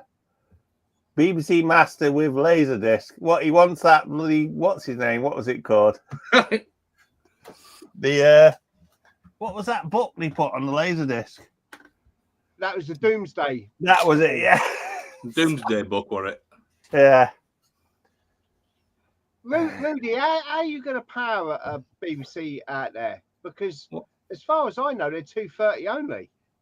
Oh, no, you can buy USB-C adapter for them now, can't you? Tim had one on his channel, didn't he? Yeah, you can power them off USB. Yeah. The forward-thinking BBCs were. He said, one day USB-C will be invented. Well, I'll tell you what, Rudy, if I can get there for that weekend, I've got a master. And I've not got a master compact. I've got the actual master. So yeah, I've got a bloody big suitcase. You can convert to 110. Yeah, I suppose you could step them down really easy, can't you? Opposite for us trying to step them up, if you know what I mean. I've got a. Voltage, though, is it? It's the cycles. Yeah, I've got a converter here somewhere. I mean, it's like I were on a chat with Rudy and Frank were on there, and he sent me an Apple IIe over. That was 110 power supply in it, but I found one on eBay really easy. It was cheap and all, to be honest. I mean, they're all on there for about 70, 80 quid with power supplies, and this one on there for about 25. So I thought I'd stoofle that. I thought it's going to be faulty. It's going to blow in its caps. Reefers. So I thought, so I bought some new reefers for it. Drilled the rivets out of casing, as you do, to take them apart. And somebody had already done it. And they must put pot rivets back in it again because there were no reefers in there. So just threw it straight back in, and now it's on 240 volt. So I ain't got around to playing with that yet as much. I want to. There's quite modern cards inside it. I've got a VGA card in there, and I think there's something there in there as well, so I can load games off an SD card as well. But I haven't really looked yet. I haven't had time, to be honest. Got a couple of weeks coming up at the end of July, beginning of July, bit of time off work, so I might dig into some different retro systems then. Yeah, I think the one I got were an Apple IIe. It's got an extra name. Apple IIe, yeah. It's got an extra name because it's got the numpad at the side of it. They're the pre-Macintosh machines, aren't they? Before they were named Macintosh. Yeah. Yeah. Yeah, I think you can even put a card in it and run the Apple IIc stuff. Mm-hmm. But what was it? The Hmm? compact and the E. Oh, the E was expanded, wasn't it? Didn't it have better sound? Don't think you had better sound on it. No. No. Can't remember what they called them. I thought Rudy would have known.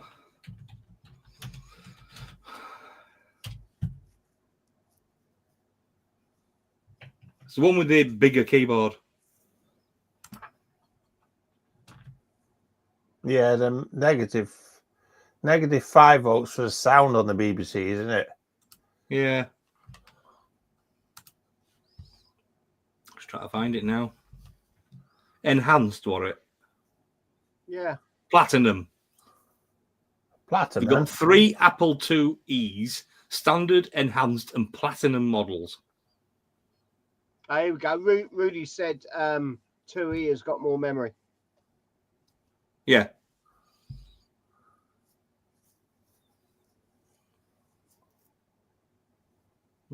Apple IIe Premium is the one with a numpad and 128K. Is that yours?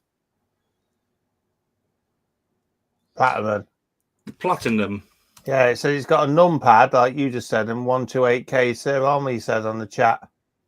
I don't know about the 128K because I've not been into it too much, if you know what I mean. But it's definitely one with the extra on the side. It's definitely the platinum, I think. Give it a Commodore 128 run for its money, then. It's quite a capable machine. It's Apple IIe, to be fair. I've just never had a chance to play with one properly. Just fancy something different. I think Frank wanted some bits and pieces, so we did a deal. I think it was an accelerator card or something we were after, so I did him a deal with it, and he sent me one of them over. That was your Power PC card, wasn't it? I think so, yeah. That PPC, something like that it was. But yeah, it's I haven't had a chance to even play with it yet. Cool. I think what's putting me off is I ain't got a controller for it. For what? I ain't got a joystick controller for it. Was it got a special controller? The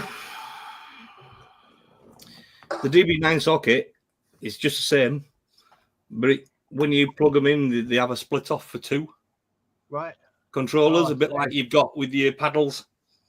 Yeah. I think they're slightly wired a little bit different, if I remember right. But I want either an adapter or something that I can just plug into it.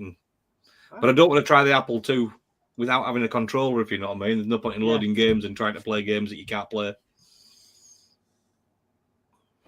I think I'll spoil the experience if I'm going to try and play it without a controller. So I'm really stuck until I get a controller, unless somebody kind person's got one out there that can get in touch with me and let me know. I haven't got one, sorry. Stick some Atari paddles in it. They're just, if you go on eBay and look for the Apple II controllers, they're just stupid. Anything you type in Apple is stupid price, right? Yeah. It's just ridiculous. You said it. You said Apple or Macintosh. That's it. And it's made worse because we're in a different country. Yeah, it is. It's like probably these machines, like I've seen them advertised in like the US and they're really cheap. They've got loads of like compacts really cheap. Yeah. And yet come over here instantly, loads of money. I mean, there's one there, but it's in America, but it's like 70 quid plus 25 quid postage. And people are buying them. Nothing, it looks like sort of a G7000. Yeah. Video pack system with a stick that moves. Because I know you can convert a lot of the analog boards to 240 volt as well by changing the capacitors and putting a jumper in. I'm sure I should be able to fudge one. So yeah, I think the lines are resisted different or something like that. They are. It's just I have looked, but I'm sure is there nothing on pcbway. Do you know what I mean? Like an adapter or converter there. If he ain't, one wants making. Apple Lisa look really good. I was talking to somebody about an Apple Lisa. Do you know what the show if he remembers, the other guy that reverse engineered those Mac Pluses into the ITX boards. Yeah. He's doing a Lisa at the moment. He's going to do a Lisa one. Mm. Because he's saying how expensive Lisas are. But then I don't know how you'd build that because of the price of the Lisa. Unless you can do it in Logic.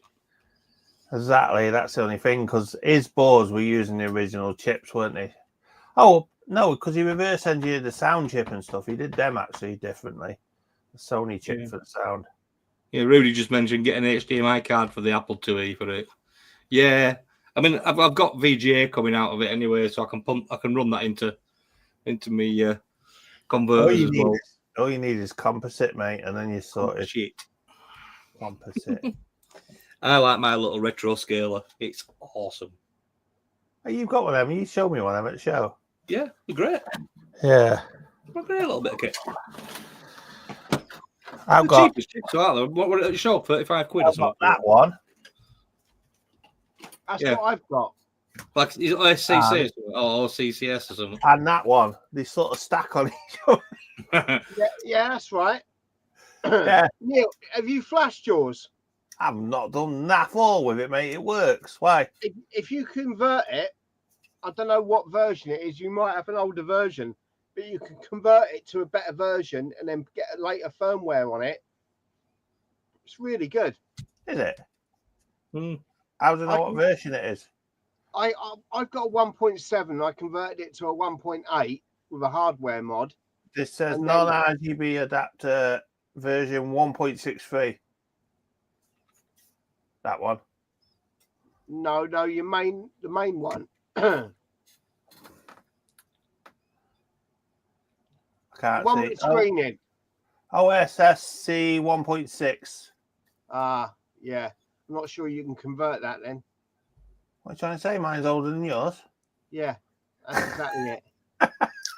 But look, it's still got when you convert it, you can also do Luma code on it as well natively. And it can inject the sound back into the HDMI. Oh, that's cool. I might have to look into that. What's the best option for 64 to HDMI? Well, composite. There's lots of options. There's quite a few options now, isn't there? If you want a real 64 and you want to solder it in, the Kawari is the best option for that. The what? Mm-hmm. I'd say or if you want to bin the board out and still have a 64 and you're not too worried about a cartridge port, an Ultimate 64 is even better. Yep. The U64. I mean, they're about 200 quid, but end of the day, you've got modern stuff. You know, modern chips, modern everything. You've got lifetime warranty with it. You've got HDMI out. You've got S-video out of it like you normally would with your 64. It's got all the 64 connections that you can want, plus HDMI and the ability to put two SID chips in and run two SIDs if you want in stereo. But if you want to emulate 60, you can do anyway, just like you can with the cartridge. But if you're going to go down that road, then Axel, the absolute pinnacle is just get a Mister. Yeah. and then run lots of gear. Nah. I'm sure you've got shares in Mister, you know. Yeah. I mean, personally, if you were going to run a normal 64, then Quarry I'd have gone for. You can get the large Quarry, you can get a Quarry Mini. How the much normal are them Quarry. now? Hey? How much are them? Can't remember how much were them. We got Lee. Were they about 70, 80 quid or something for that Mini? Yeah.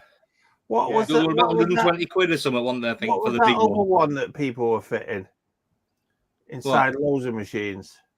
What? For Luma HDMI. code. The Luma code, yeah. What's that one? Will that not work? It will work, but things get a bit convoluted then because you've got to put a board in, put your VIC chip on top of it, and then you've got to create a connector on the back, and then you've got to put an RGB to HDMI into that, and then your sound is not, Oh, okay. Then. Yeah. And the Kawari, if you want to flick a switch, you can turn it to NTSC. Yeah. If you want to flick a switch, you can go back to PAL. If you want to run, this is for the US side of things. So, and it works for me as well, right? So I've got an NTSC SX64. Yeah. If I put the Quarry in it and flick it across to PAL, I get black and white screen. Yeah. But I can run, I can't remember which way around. Is it PAL's 50 hertz, isn't it? Yeah. 60 hertz, sorry. Is PAL 50, no. 60? 50. 50 and NTSC. The American 60 then, isn't it? NTSC is 60. Right. So you can run it in NTSC mode at 60, if I'm right. No, at 50. No, around. No, you can run it in PAL at 60. That's right. Yes. Yeah. Yeah. So you can actually have colour coming through and running it at a correct speed as well for your gameplay, which is great for them guys now that's out there that want to play all the PAL games that they couldn't do before because they run wrong or didn't display properly or crashed. So they can plug the Quarry in and switch it over on the fly. Yeah, because that's why I had a Japanese Mega Drive, because Sonic ran faster. Yeah. Nice. Did it run fast enough as it was? There you go. It just ran nicer on the Japanese. And to be honest, the Japanese Mega Drive was nicer because it had the purple front on it. I've got one of them. It was just a nicer machine, the Japanese one was.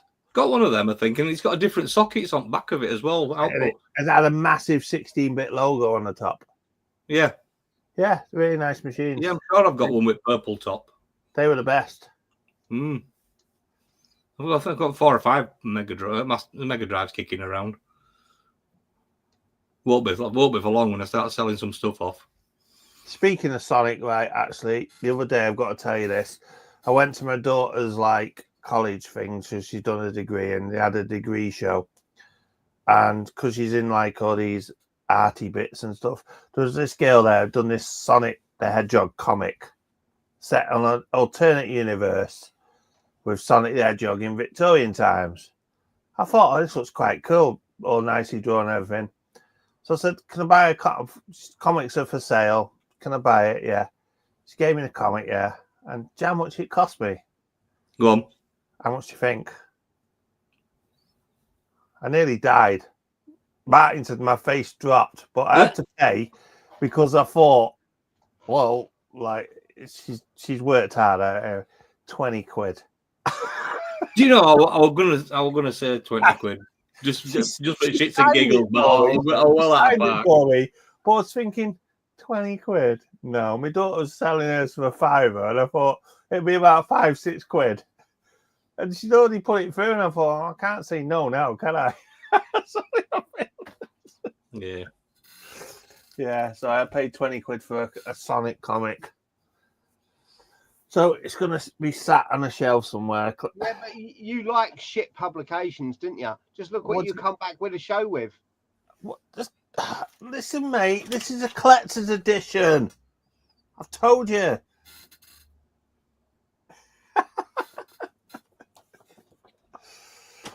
You're just jealous. Don't want me to get you one for Christmas, mate. No, I don't. You sure? At all. I was going to send it to you for Christmas. You know it, don't you? If you own a 64, I missed a Amstrad. How many Quite beers a few, Rudy. Quite a few.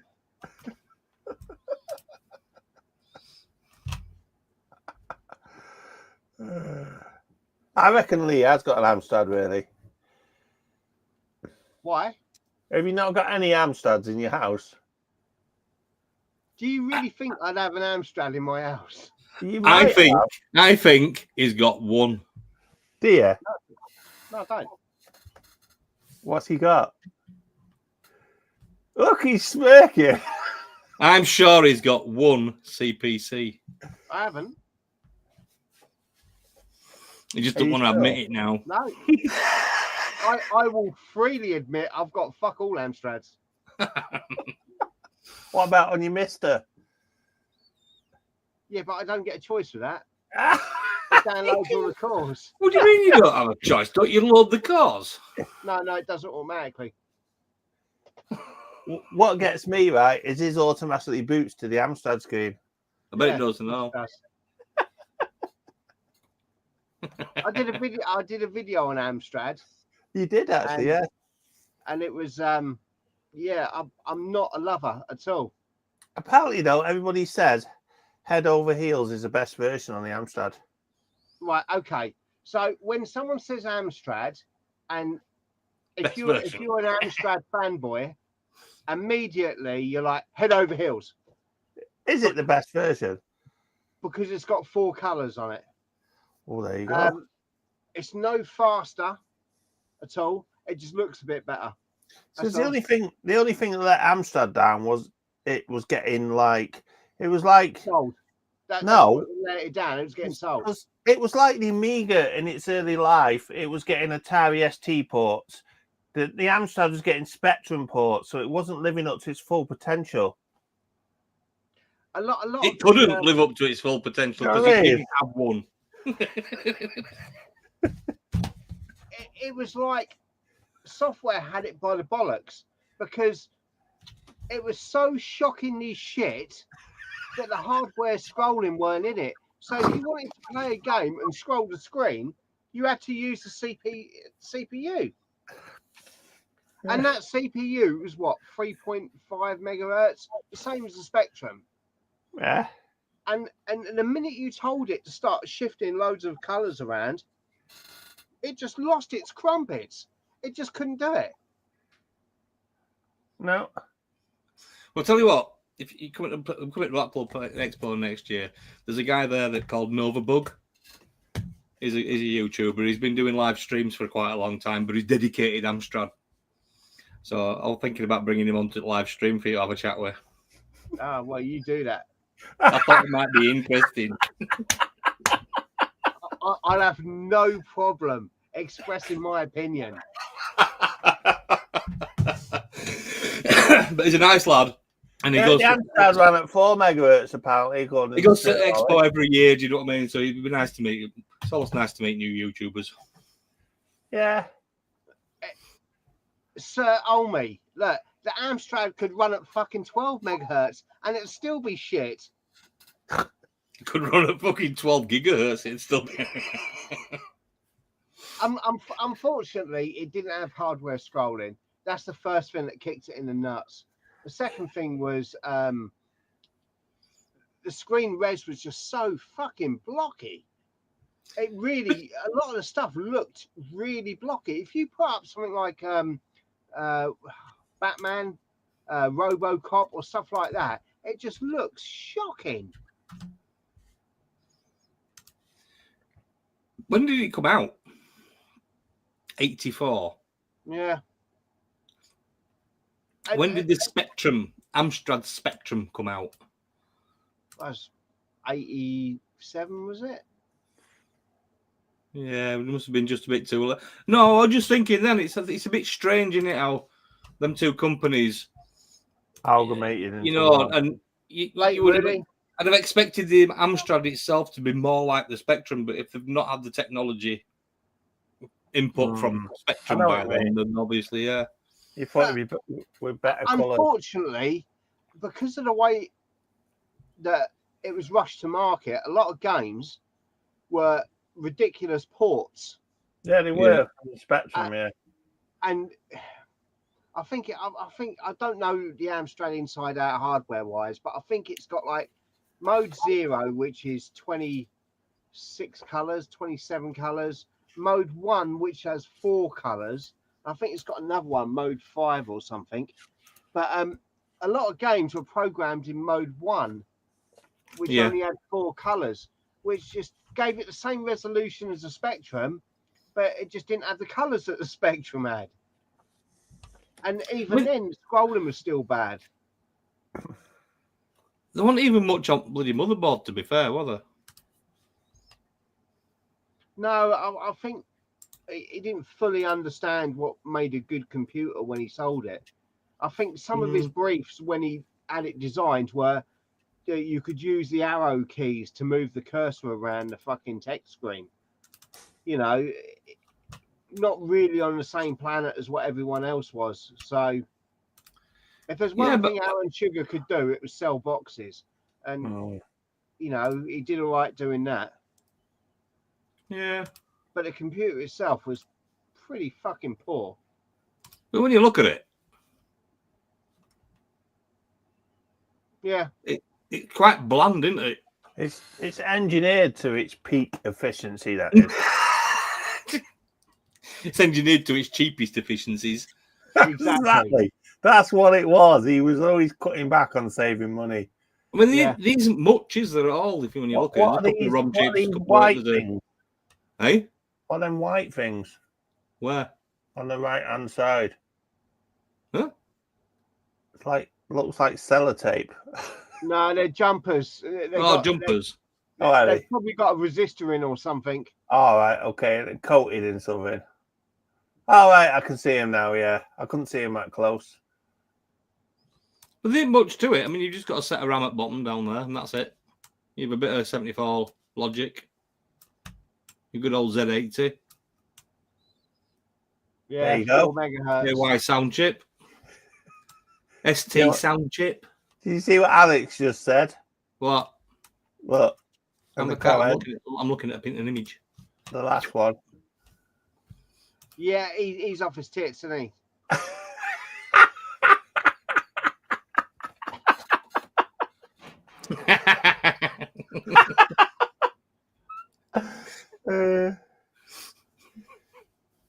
It reminds you of that old flick book, doesn't it? You know, for video films when you used to flick through.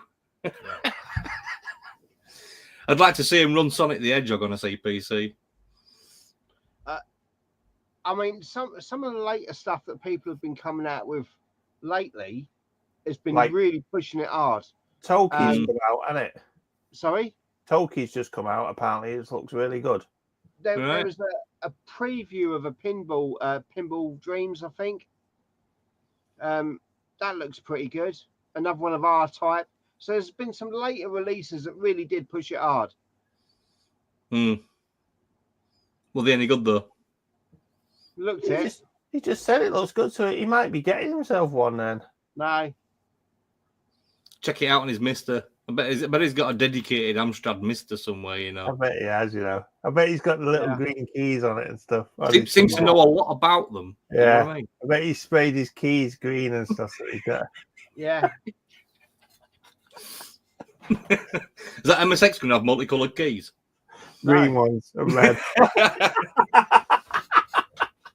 I pay homage to the Amstrad.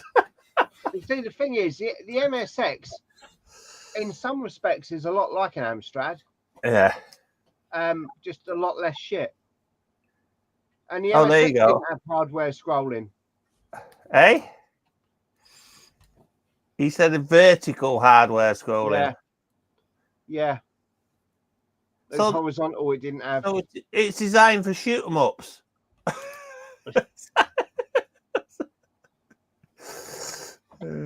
I did read somewhere that there was partial hardware acceleration with some things. Yeah. Is that when you put a 9-volt power supply on it instead of a 5-volt? I might get that then. I can't believe you can get Pinball Dreams on it. It's a Pinball weird Dreams software library because towards the end of its life, it had a lot of later stuff that had been ported to it. Yeah. Didn't make it any better, but it was ported to it. If you're into board building and stuff like that, and you want to get into board building PCBs, get yourself an Amstrad board. Quick and simple. There's not a right lot on it, is there? You know what I mean? You could actually. Somebody just said you have to play your games with your head at 90 degrees. You could do you remember you used to turn your monitor like they do nowadays for doing? I did it with Vectrax so I could play Star Wars. Yeah, exactly.